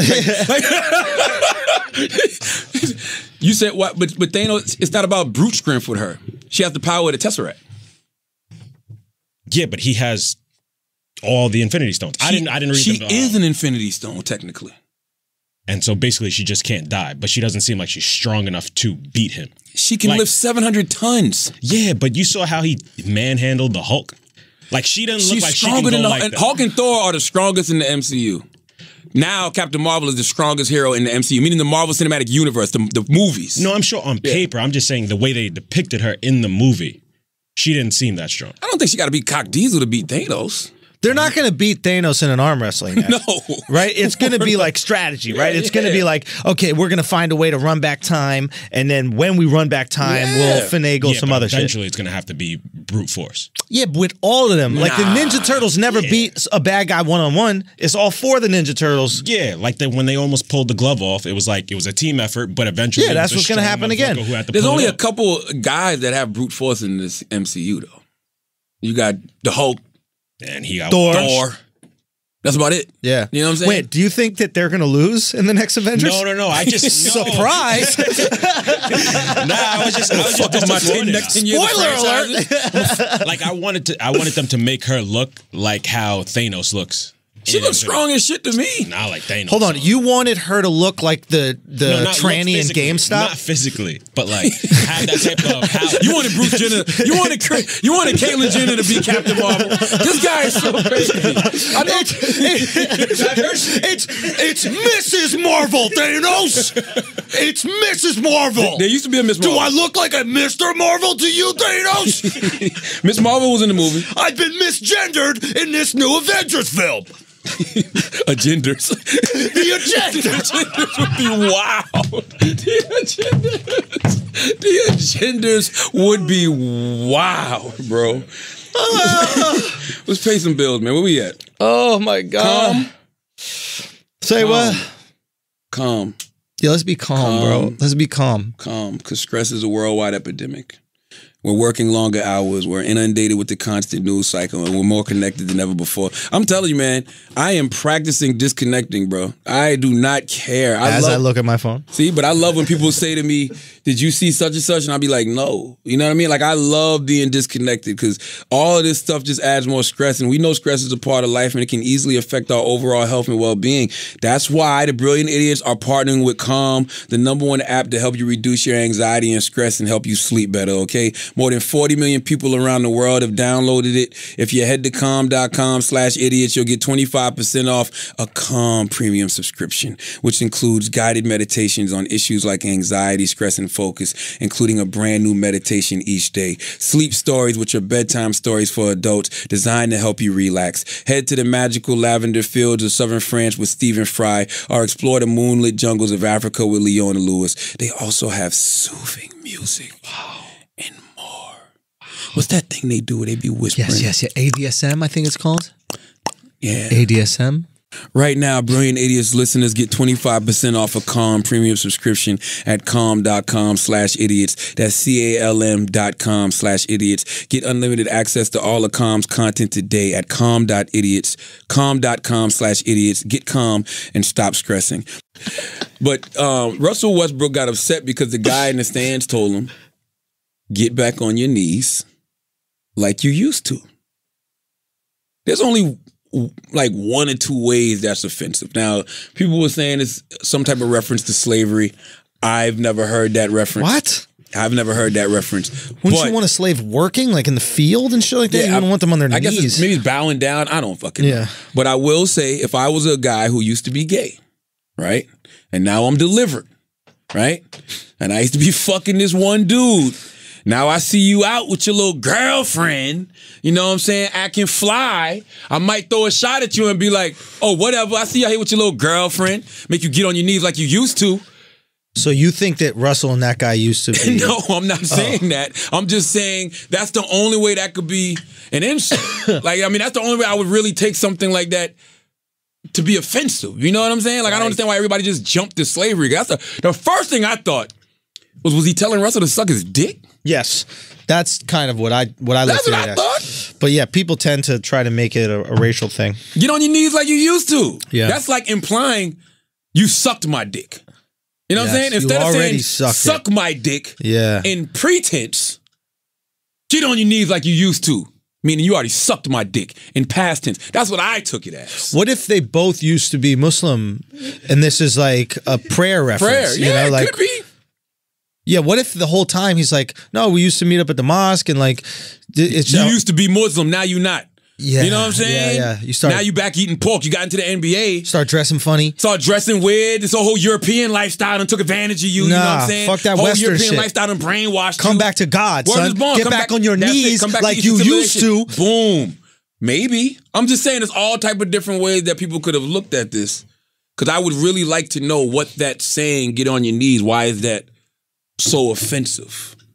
Because I had never heard that when it came to, you know, slavery. I'd never heard that saying, personally. I never heard that. Yeah, me neither. Yeah, that seems odd. I don't know. I don't know. What else? God, I have a church announcement. Guys, I'm going to be in Minneapolis this weekend. Acme Comedy Club. Make sure you get your tickets, theandrewschulz.com, Minneapolis, Minnesota. Make sure you check that out. I think a couple shows are already sold out, so get them tickets real quick before they're all gone.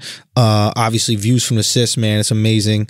Thank you guys so much for watching. You know, this we've right now aggregated over 1 million views. We're only half into it. We've got 3 more clips to drop. I mean, it's crazy the momentum is starting to build, you know, like from dropping the intro to dropping chapter 1 and then dropping chapter 2, and every chapter is a new entry point into the special. So like the people who find it on chapter 3, they go back to chapter 2 and chapter 1 and watch. And do you get scared and feel like, you know what? Maybe I should hold back a little bit since I'm getting all this heat. Maybe I shouldn't. Do you ever rethink your strategy at all because of the success of one clip? No, because no.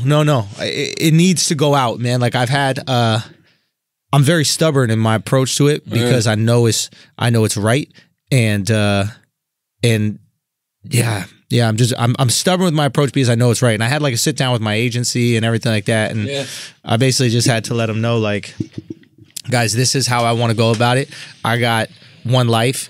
And if I fail, I want it to be on me, not you. Yeah. You know, and I know exactly what I'm doing. I know exactly where I'm going, and I know exactly how to get there. I'll never ask you guys for more than I ask you. I'll never expect for more than I ask you. You know what I mean? But I'll expect everything that I ask you, but I'll never expect more than what I ask you. Does that make sense? Yeah, get on your knees and like you and get it. Yeah. So it's just been crazy, man. It's just been unbelievable, dude. It's just been unbelievable. And the clips, and I've realized about like the clips are just operating in my ecosystem. Like I can tell once they hit the world, right? Like if you look at likes and dislikes on the YouTube clips, it'll be like 8,000 likes, 40 dislikes. Mm-hmm. And what that means is the clips haven't hit the world yet for YouTube. They're operating within my social circle, the people who really love stand-up. It's in a niche area right now. To have that type of reaction in the niche area, once they explode to the world, man, fuck. You out of here. It's crazy. It's just so... It's funny to see, like... It's funny to see also, like, when I did the tranny bit, like, you know, I knew Did you have any transgenders hit you upset? Yeah, but I did it for trans people before I ever put it out.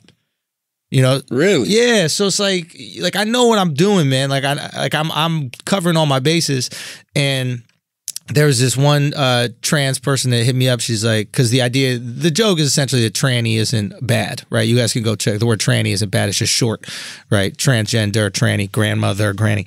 And I just go through a bunch of examples. But this one trans person hit me up. She's like, oh yeah, we'll see how you feel about that if when you're walking home, someone calls you tranny and then throws a bottle at you, right?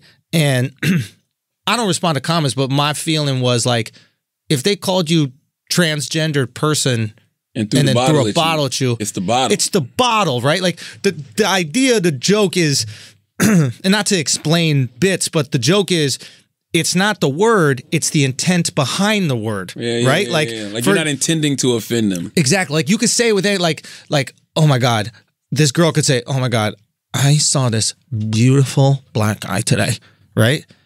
That's not offensive. A girl could also say, do you know that Tanya's dating a black guy? Yeah. Right? It's like the word black isn't bad or good, but the intent behind the word creates the malice. Yeah. So these people thinking if we just remove words, you're going to remove hate. It's like, no, they're going to find another way to hate. I mean, everything is intentional. Yes. Yeah, everything is intention. That's why I love Wayne W. Dyer so much. It's all about the power of intention. Like, everything is intention. Absolutely. Intention does matter, but words matter too. Like, there's certain things. There's certain words that are different. Yeah. Because the word has intent. Like, the N word has intent. Yeah. Right? Or even when Russell Westbrook says, I'm going to fuck your wife up. Like, well, fuck has intent too. That's what I'm saying. But Envy was on the radio this morning saying it's just words. No. It's intent. Sometimes, like, the N word has intent built into the structure of the word. You can't use that word in a sweet way. Like, a girl would say, I saw the most beautiful N word. Like, it's still. No, you can say it in a sweet way. If you're black. That nigga fine. If you're black. I don't mean it like that, but you know what I mean. Yeah, you do. Like, I don't mean it, but you know what I mean. Like, I'm just saying, y'all know what the fuck I mean. I don't mean it like add that to Wax's song. The remix. But I'm just saying, like, it's intention matters. But that's the thing, man. So anyway, it's been cool to see that clip go, and like, it's just been cool to see people like find me again. Yeah. Like, that's the dope people thing. Didn't know you was a fucking comedian. Yeah, man. Like, and it's the cool thing about putting things out on YouTube is like new people, they call it discover you, right? And I love that they call it, because they have this personal connection now. Like, they're your discovery. So now they value everything that you do because your success is theirs in a way, right? It's like when a network introduces you, it's the network that discovered you, and you're part of that network. When you're just randomly on YouTube, and then you come across your new favorite comedian. Now all these motherfuckers got to discover you. It's like, cool. And people love that because it doesn't seem personal. It's personal, and it doesn't seem like it's being marketed and force-fed to you. Yes, exactly. You know you're not part of a scheme so something can make money. You truly, I'm giving you this for free. Yeah. You truly are part of it, and it's just so dope. And like, once people discover you, they champion you even harder. Yeah, that's why people don't respect the journey. That's why I salute my my guy, like somebody like Cardi B, or somebody like Partisan Fontaine. Right. Like, I've been fucking with Partisan since 2015. Right. Like, Not Supposed to Be Here was my shit. Yeah. You know what I mean? I didn't get nothing from shouting him out. He was just making dope music. Ended up getting a deal. Now he got a platinum fucking plaque 4 years later. Yeah. Like, and yeah, it feels good, right? I'm like, yeah, that's my guy right there. Like, and by the way, backing it up is cool. Yo, you know but what? That shit ain't shit like his old shit. You know why it feels so good? Because we're already fulfilled liking his music. Yeah. So anything that he does and succeeds is extra. That's the icing. Now it's like everybody else is on his dick, so you like, justifies you. I told you, motherfucker. Yeah. So that shit has just been so. That's just been so crazy. And again, when in terms of like going in front of the trans, it's like any joke that I do, I want to do it in front of the community that might be most triggered by it. That's how you get good at this shit. Absolutely. Like, I'm not trying to operate in a vacuum.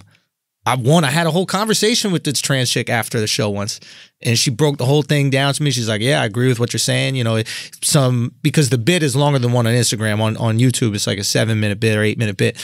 But she was dope. What is your sample size for stuff like that, though? Because transgenders aren't monolithic either. I would think absolutely. You know they're going to have different opinions. They're going to have different stuff. Some might agree. Some might not agree. Maybe some are just going to find the funny in it and leave it for that. And that's really the goal with all this kind of stuff. It's like, you know, you see the world. For me, I realize like comedy I see the world in a way like where I see the gray, right? I don't see the world as black and white. I see gray. Like everything is and isn't at the same time. It's not is or isn't. That's how a lot of people say it. You're either good or bad. You're either Republican or Democrat, right? Like you either this is good, this is bad, right? Like I see that all these things are true at the same time.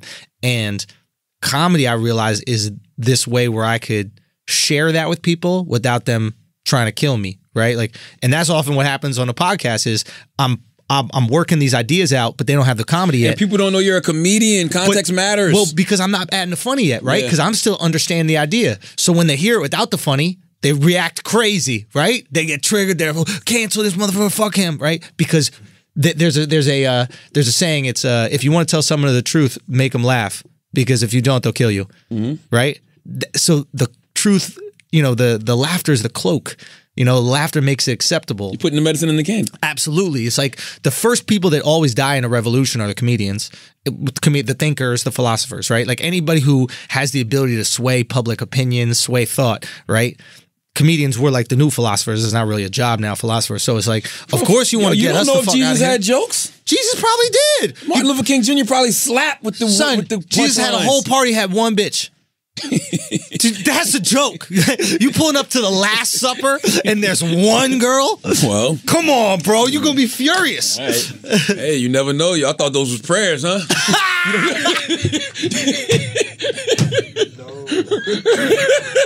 God knows my heart. God knows. Hey, forgive me.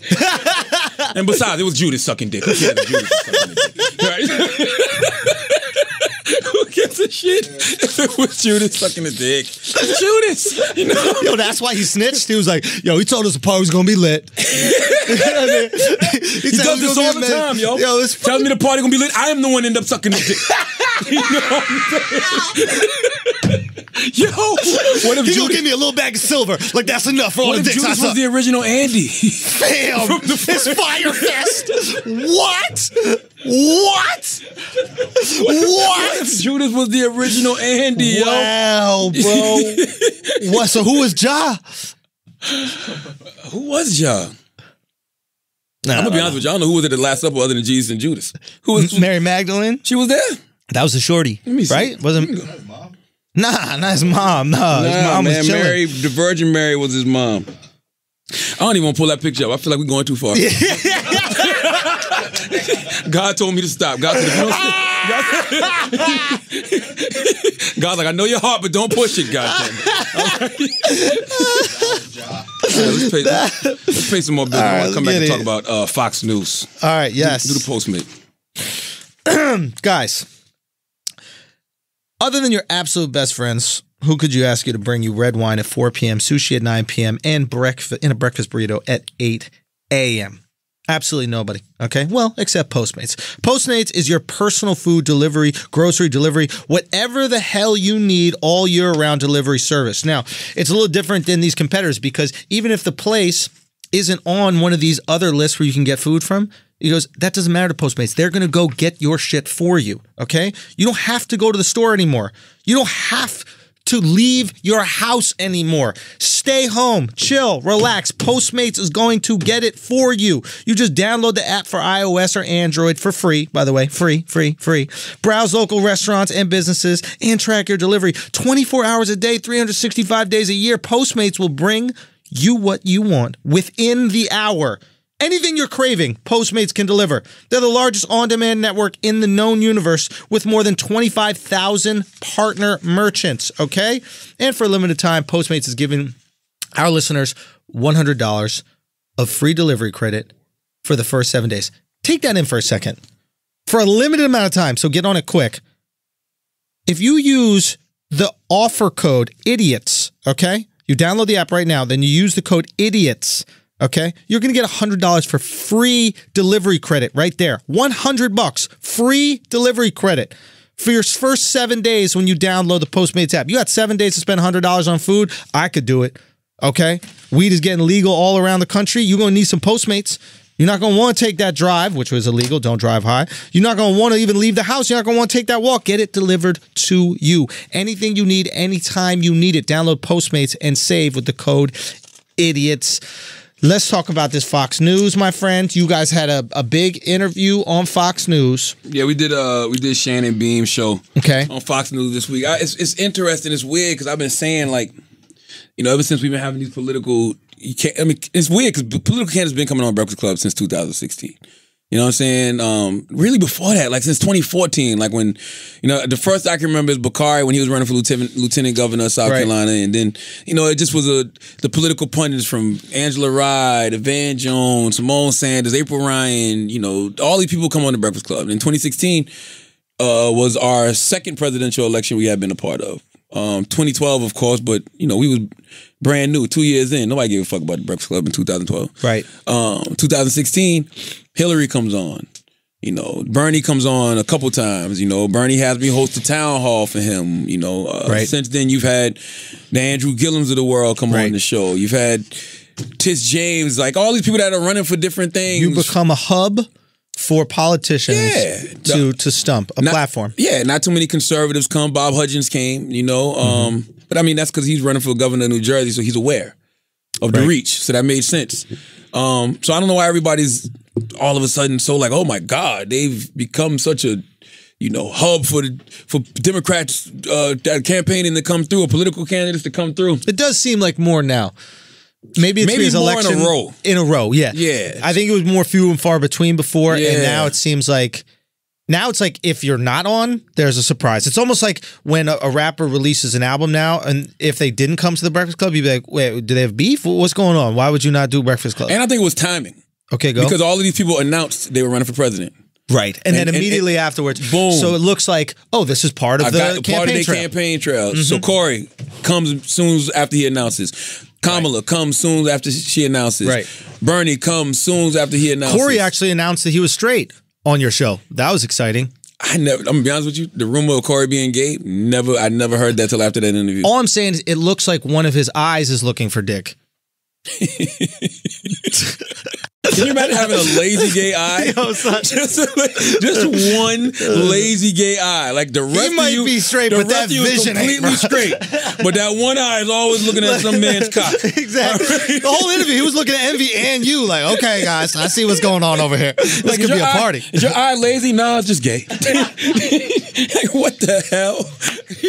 But it's like they all came on, right? So now all of a sudden, it's become a story. I don't know why it's really a story. I don't know if it's a story because the Breakfast Club is a hip-hop radio show, whatever that means. I don't know why people act like hip-hop is not the most diverse genre ever. Hip-hop is, not only is hip-hop the most diverse genre, it's got, all races embrace hip-hop. Right.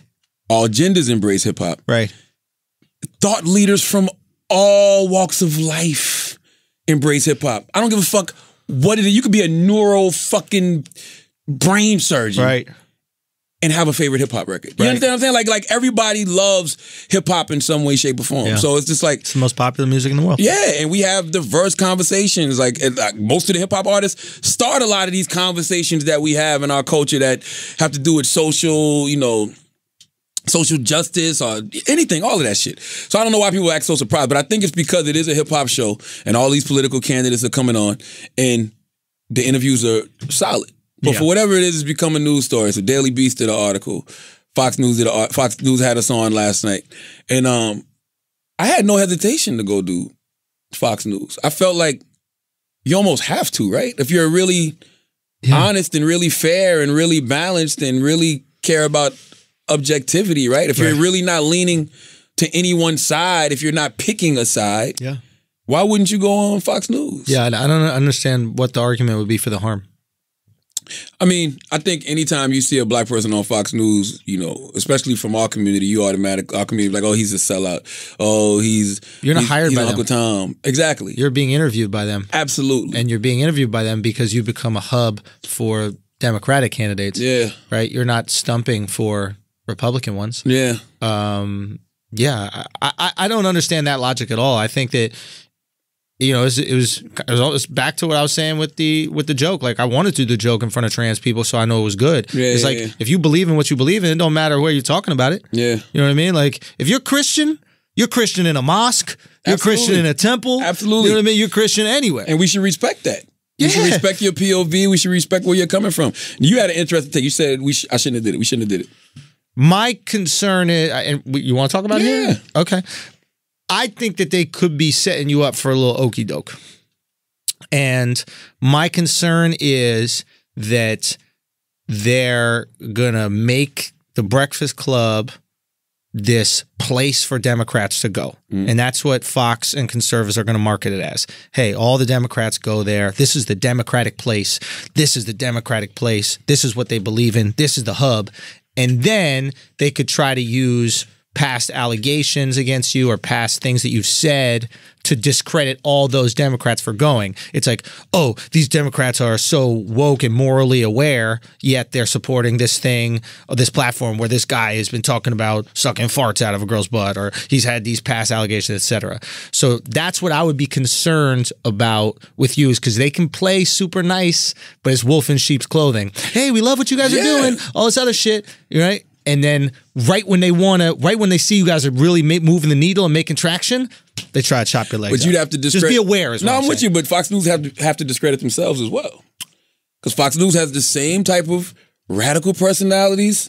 They've always had the same type way of crazier allegations. Way. That's what I'm saying. They've had the same type of radical personalities, the same type of personalities who have said wild shit in the past. Of course. It is what it is. Like, I mean, like I told the Daily Beast when they asked me, because the Daily Beast was like, yo, which I thought was wild, but they was like, yo, in 2001, you got charged with criminal sexual conduct. And I'm like, yeah. And I'm like, he was like, yeah, a lot of people. Who asked you? For the Daily Beast. I don't remember the guy's name.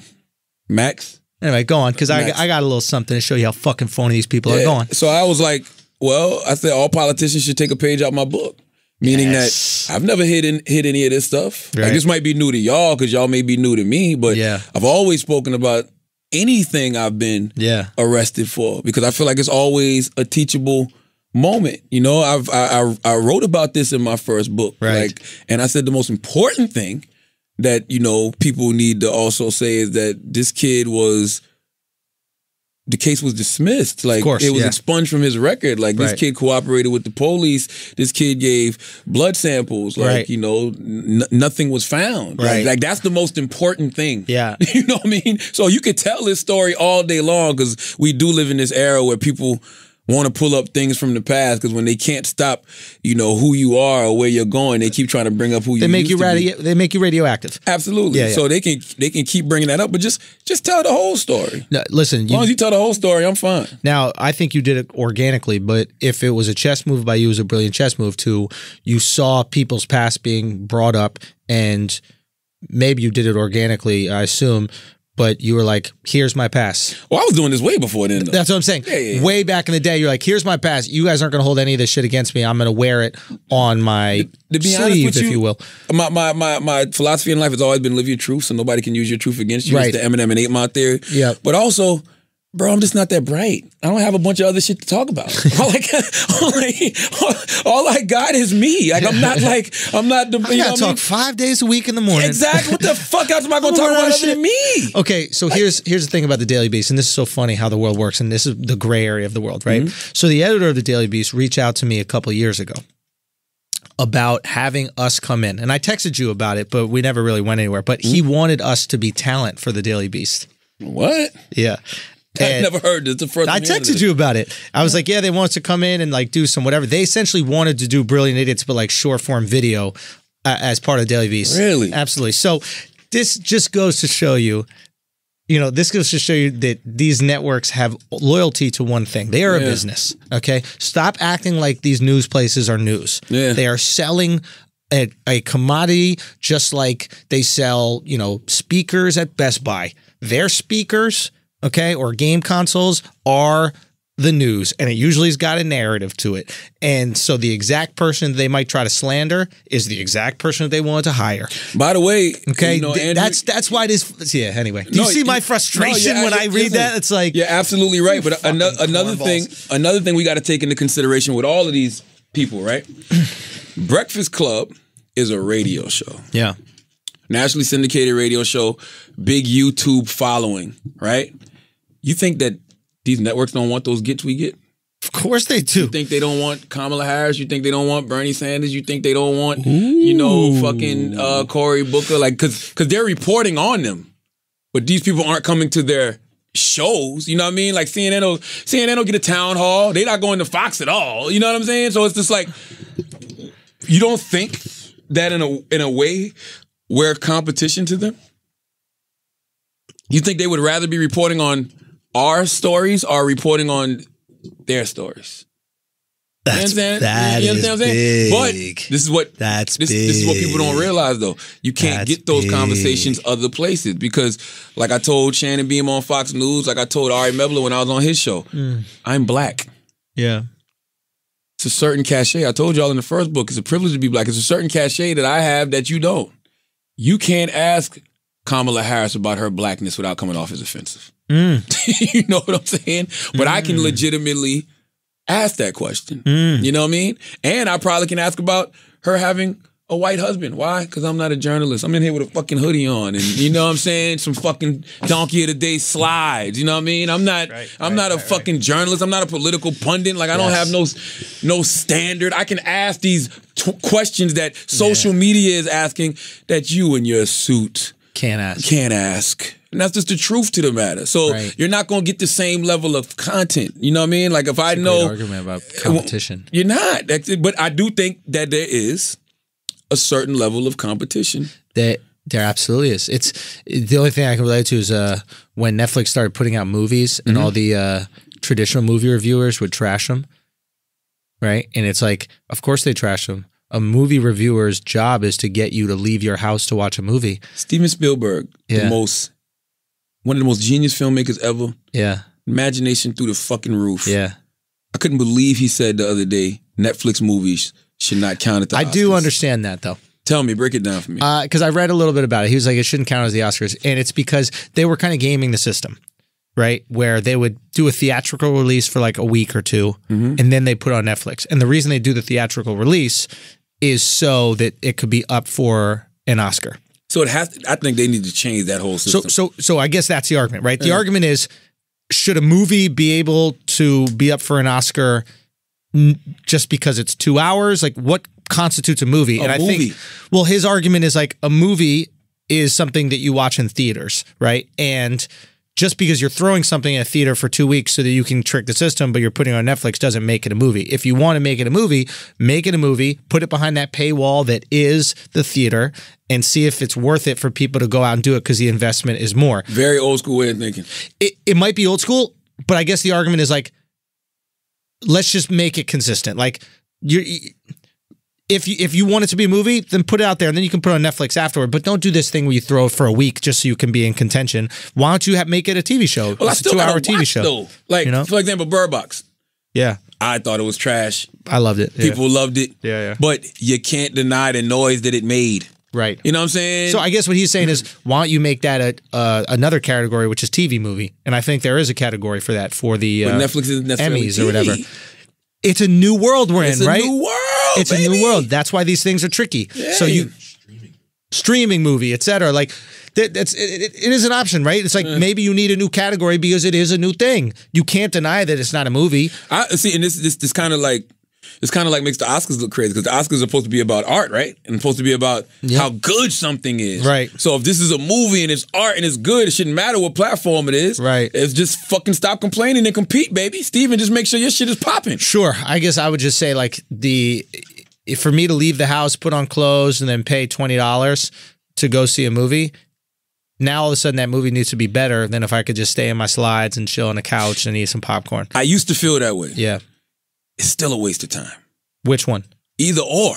Because it takes I have not watched Orange is the New Black, the new season, and I love Orange is the New Black. Yeah. You know why? Why? I don't think I have 13 hours to commit to fucking sitting down and watching this shit. Sure. You know what I'm saying? Like, it has to be worth my investment in time. So if it's just time, you can admit that it takes a little more time going to the movie. Yeah. Right? You know, you got to get ready. There's like a little thing. So it's like, okay, this is going to take a little more time. It's probably, we go see way less movies. We're going to see a movie and that's our night. Whereas Netflix, it's like, I'm at my most bored. Let me turn this on and distract myself for a little bit. Yeah, I'm not one of those guys who just randomly goes to movie theaters all the time. Right. Like when I'm going because it's some shit that I Purposeful, know yes. I'm going to fucking enjoy. Before Yeah. Captain Marvel, the last movie I went to go see was fucking, I don't even fucking remember. Dude, I haven't been to the movies in so Might have fucking been long. in game. I don't even know. I haven't been to the movies in so long, man. Really? Like it's was it I didn't even go see Spider-Man? Spider-Man. I didn't see Spider-Man, bro. I left. I left. No, we need events, bro. We need an Avengers, right? We need like Game of Thrones coming back is going to be so dope. You know, we need these things because, yeah, we need to just kind of all connect. We love connecting on things. Like at the end of the day, human beings love connection, you know, and That's why those live events like Game of Thrones is dope because everybody gonna be tweeting about it. You know what I'm saying? Like it's just gonna be a major event. It's something Netflix kind of ruined in a way with the streaming platform, where it's like you were watching it on your own time, so you miss out on the conversation with your friends about it. Like people still talk about it though, just not They in that do, one moment. Like they do, but it's like it's fractured. It's like, can I tell you about this episode? Have you seen it yet? Da, da, da, da. Like when we find these things, like the Super Bowl or sporting events, or these moments, or like even the what's it called, the R. Kelly interview or the Michael Jackson doc. Like they were events that for the week we could discuss and have jokes about with our friends, and it was like these really cool moments because everybody was on the same page culturally. And that used to happen way more when there was way less to digest. And now that we got so much to digest, it's like, hey, bro, you want to talk about this? And it's like, oh, I haven't even got there yet. It's like, all right. Bro, that R. Kelly shit is gold, bro. Dude, dope. That R. Kelly Gayle King interview, man, is first of all, I'm still on the record saying I think that the interview shouldn't have been done because I don't feel the need to give R. Kelly a platform. Right. You know what I mean? I feel like I see a lot more people having sympathy and empathy for R. Kelly now. Right. He put those other two girls up there, and those two girls were like, yo, he never did anything to me. I love him. Like, why? You humanize him. And people aren't smart enough to realize those two girls are not two of the girls that are accusing him of doing anything. So they just see two girls saying he never did anything. Like, oh, they railroading R. Kelly. So other than entertainment purposes, that shit was pointless to me. But man, bro, that one clip where that motherfucker said, somebody hit my phone.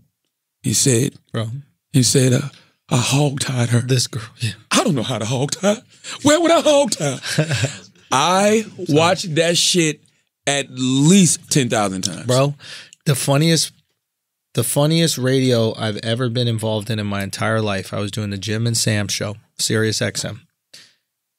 And it's on my YouTube. It's on their YouTube. There's a 3-minute clip of us riffing on that fucking one part of the interview. It was 4 comics bouncing back and forth, pinball magic. It was so goddamn funny. Bro. Oh, not a hog-tie people. Oh, not a hog-tie people. Bro, it's because he sounded like Martin Luther King Jr. Yeah, I loved your take on it. We actually had this, dude. We actually had the same line. It's funny and we were recording it that morning, but I said the line is, "I believe I can fly," not "I believe I can hog tie." I believe I can hog tie. And then I watched yours, and you did the same fucking thing. Because there's so many songs. I know. You can say half on a hog tie. Yeah. I believe I can hog tie. Bumping hog tie. But he said it's bumping grind, not bumping hog tie. Age ain't nothing but a hog tie. It seems like you're hog tie.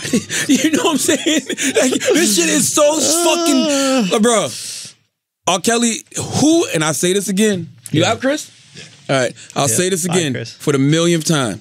And people got mad at me when I tweeted this. Yeah. You tell me what has produced better content bro, than R. Kelly and anything that has to do with these goddamn R. Kelly sex tapes. Bro. Okay? Because you got to go back to the Touré interview years ago when Touré was like, do you date teenage girls? And he was like, when you say teenage, what do you mean? You know what I'm saying? You got to go back to that. You got to go back to Gayle King. That gave us Dave Chappelle Pee on You. That gave us the Aaron Magruder Boondocks episode. Bro. I might have used the wrong choice of words when I said this is the best. You know what I'm saying? But I'm just talking about content-wise. Yeah. From a content perspective, what has produced more content for over 20 plus years? What has produced more classic content than the R. Kelly sex tape? Nothing. Somebody has to tell me. Nothing. My buddy Mike Feeney, funny comic, he did a great sketch. You can see it on his Instagram, and it's just him interviewing R. Kelly, but for like a Who Wants to Be a Millionaire. So Yeah. he's just cutting the responses back and forth. Yeah. Dude, it's fucking brilliant. It's so many people were able to use it, man, and roll with it. Can we finally get these jokes off? Because we went through. Think about it, bro. We went through the period where we weren't being sympathetic with the victims. That's a fact. We weren't. To be honest with you, we weren't even thinking about the victims We were 20 not. years ago. Yeah, we were just yeah. clowning R. Kelly. Yeah. It was about clowning that motherfucking pedophile, clowning that motherfucking pervert. Fuck him. All these jokes were directed at him. And then we fast forward, 20 years. We see the surviving R. Kelly doc. We talked to some of the survivors like Lisa Van Allen. She's like, yo, it's frustrating watching people make these jokes because it was really kids that are getting peed on. You had to take back then. Right. You said that if these women had gotten justice, meaning if R. Kelly had gotten arrested and charged and all that other stuff, then these jokes would be kind of acceptable. Completely. It is no doubt in my mind R. Kelly's not going to prison. Really? There's no doubt in my mind R. Kelly's goose is not cooked. All right? It's a wrap. Like, it's... Oh, sorry. I misunderstood that. Meaning you're saying he's going to prison. He's going to prison. Gotcha. He's not... First of all, his money's way too low, right? Yeah. They got witnesses to actually testify against him. Right. Plus, on one of the tapes, he's talking to the young girl, and he's like, yo, give me that 14-year-old pussy, allegedly. This is what they're saying, right? That's why he got arrested. That's why the charges came. So it's like you got 10 new charges. Every other day, it seems like it's a new girl. It's a new tape. R. Kelly is going to prison if he doesn't kill himself. I'm not.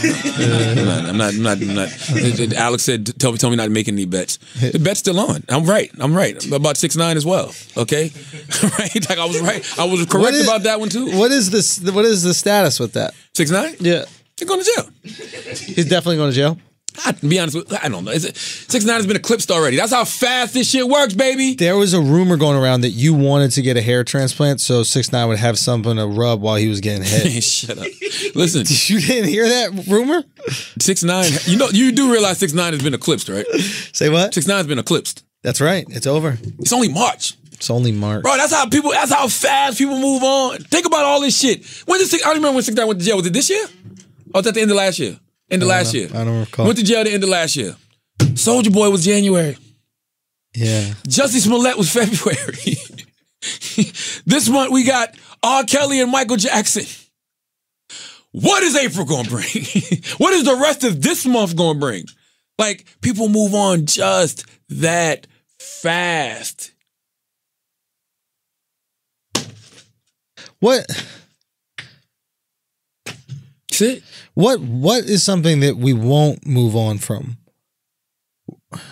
Well, that's a great question because people like R. Kelly, people like Michael Jackson have been a constant. You know what I'm saying? What makes you bad or good at constant? What makes you bad or good at constant? What do you mean? No. What makes you a bad or good constant? Let's do bad first, but good is actually more valuable. Well, consistent is the good consistency is when you're just consistently good. When so good is you have to keep on putting out the content. Yeah, or whatever. You're averaging 25 points a game, or like you can go to. We've been doing this for 5 years. Yeah, you're right. Some people say we fell off. Yeah, you know what I'm saying? Depends who you ask. You know what I mean? Say Breakfast Club been doing 9 years. Some days you might fuck with us, some days you may not. But guess what? You know that genuinely the product is good. You know what I'm saying? McDonald's, as many motherfuckers as they've killed, consistent. You know what I'm saying? They've been around forever. Billions and billions served. Like, it's certain constants you expect to see. Like, it's certain things that and I'm not saying we're there at all, but I'm just saying if it's certain things that you remove from life, people will notice. You can't just close Toys R Us, baby. You understand what I'm saying? Without people know they did. But it was a big thing. Right. It was a deal. People noticed, shit. You know what I mean? Yeah. Like, if they was to get rid of all the Starbucks tomorrow, that would be a thing. Right. Same thing with McDonald's. Like, after such and such years of whatever, McDonald's is closing. You're like, what the fuck? Like, certain things become institutions, and they're consistently just there. I don't know if you call it good, because I don't know if there's any one thing that we love that we say is there's no good or bad things, just are. So here's a question I have for you. Content. What makes... I feel like you're very good at creating stickiness with content. Like, do you know going into a situation What is your advantage? What is your leverage? Do you know what people will react to? No. Interesting. I really don't. So this is not something that you're planning. Nope. And I've told people this for years. Like, all you got to do is be the best you. That's what I love about what you're doing right now. Right. Andrew Schulz is becoming the best version of Andrew Schulz, right? The comedian, yes. Right? So now all you got to do is show up. Right. All you got to do is, when you on that stage, continue to be the best motherfucking you. Yeah. And you've seen it. Yeah, of course, yeah. Everything else just falls into place. All of a sudden, like, what the fuck? I got 1 million views on this. I got 1 million views on that. Like, it just falls into place. And it'll be the same thing with any aspect of your career. Eventually, it's going to be like, hey, Andrew, we want you to star in this movie. Right. Like, oh, right. Now you do, right? But that's just the way the game goes. You know what's interesting? I have no resentment for that. No, back when I was young, and my buddy F.A., he said it. He goes, prophets let people convert. Wow, bro. If you really want to lead, you can't resent someone not seeing your leadership before. You have to bring them on board. There's no. Do you think I get upset? That's why I was saying I don't feel like fuck you to that. Like that's not how I feel. You know what I mean by that? Like I need that.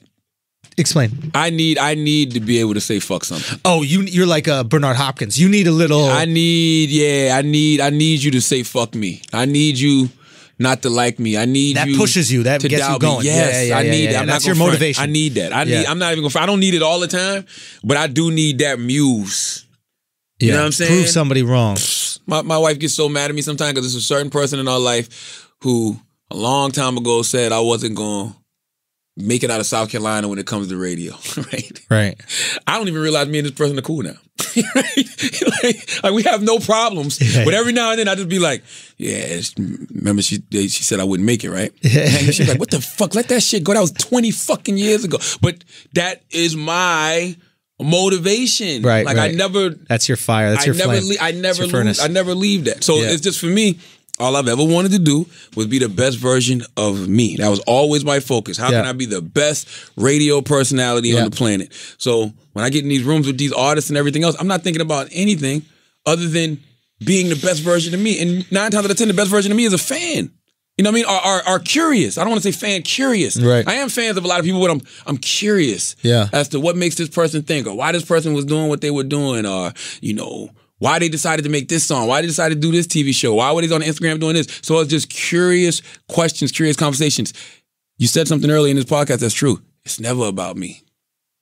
It's just not. It's bigger than you. It's about my curiosity. Right. And I feel like my curiosity, a lot of people are curious about the same things. So when I come from that place of my curiosity, then I'm covering things that everybody else wants to hear about. And those real moments that you get from these artists and these other people who come on the show, those real moments come from just being around real energy. There's something magnetic about authenticity. You can't front around it. And I thought about this the other day. Larry David has an entire show based around what would it be like if somebody was 100% authentic 24 hours a day. Yeah. The whole premise of his show is how would it be if somebody operated within their true instincts every hour of the day. Yeah. And we are drawn to it like moth to flames, man. And when I look back and I analyze different people's careers and the people that we just wanted to watch, you know, Howard, you know, this is not just radio. This is just anything in general, you know, but there's this authenticity. When I think about like the jokes of mine that hit, I'm not hitting you in your head. I'm hitting you in your gut. I'm hitting you in that reptilian part of you. Yeah. So even though the topics might be offensive, I'm tapping into the part of you that's evolved this way. You can't deny your feelings. Yeah, and you cannot. That's why I say you can tell when somebody's forcing it. Forcing it, right? You can tell when somebody's not moving with their true feelings. So when they are, right, there's this magnetism to it, you know? And I think they aren't. No, you're magnetized like when you are authentic. Yeah, okay. So it's like, and I think that's when you see that when you were saying, I've just done this because this is what I'm curious about. Mm-hmm. I think when you're authentic, right? Authentic meaning I'm going to ask the exact questions I want to ask or do the jokes I want to do, or just be the person I am want to be. These people have curiosity. It's not necessarily that they were thinking the same thing. They might not have even thought the same thing, but they are fascinated by watching someone in the wild. Does that make sense? Yeah. It's like when you're watching someone operate the way they're supposed to operate in society, boring. When you're watching somebody operate in the wild, Yeah. So you're watching somebody take chances. You're watching somebody take risk, or what you think are chances or risk. But to that person, they just living. It's like watching kids interact. Yeah. You know what I mean? You have kids. You ever watch kids interact? You don't know what they're gonna do next because they don't know how to interact yet. If they give somebody a pail to help them in the sandbox, you're like, how fucking beautiful is that? I didn't teach them that. They organically. That's a great point, because we talk about learning how to interact. Like, that's one thing I still have not learned how to do.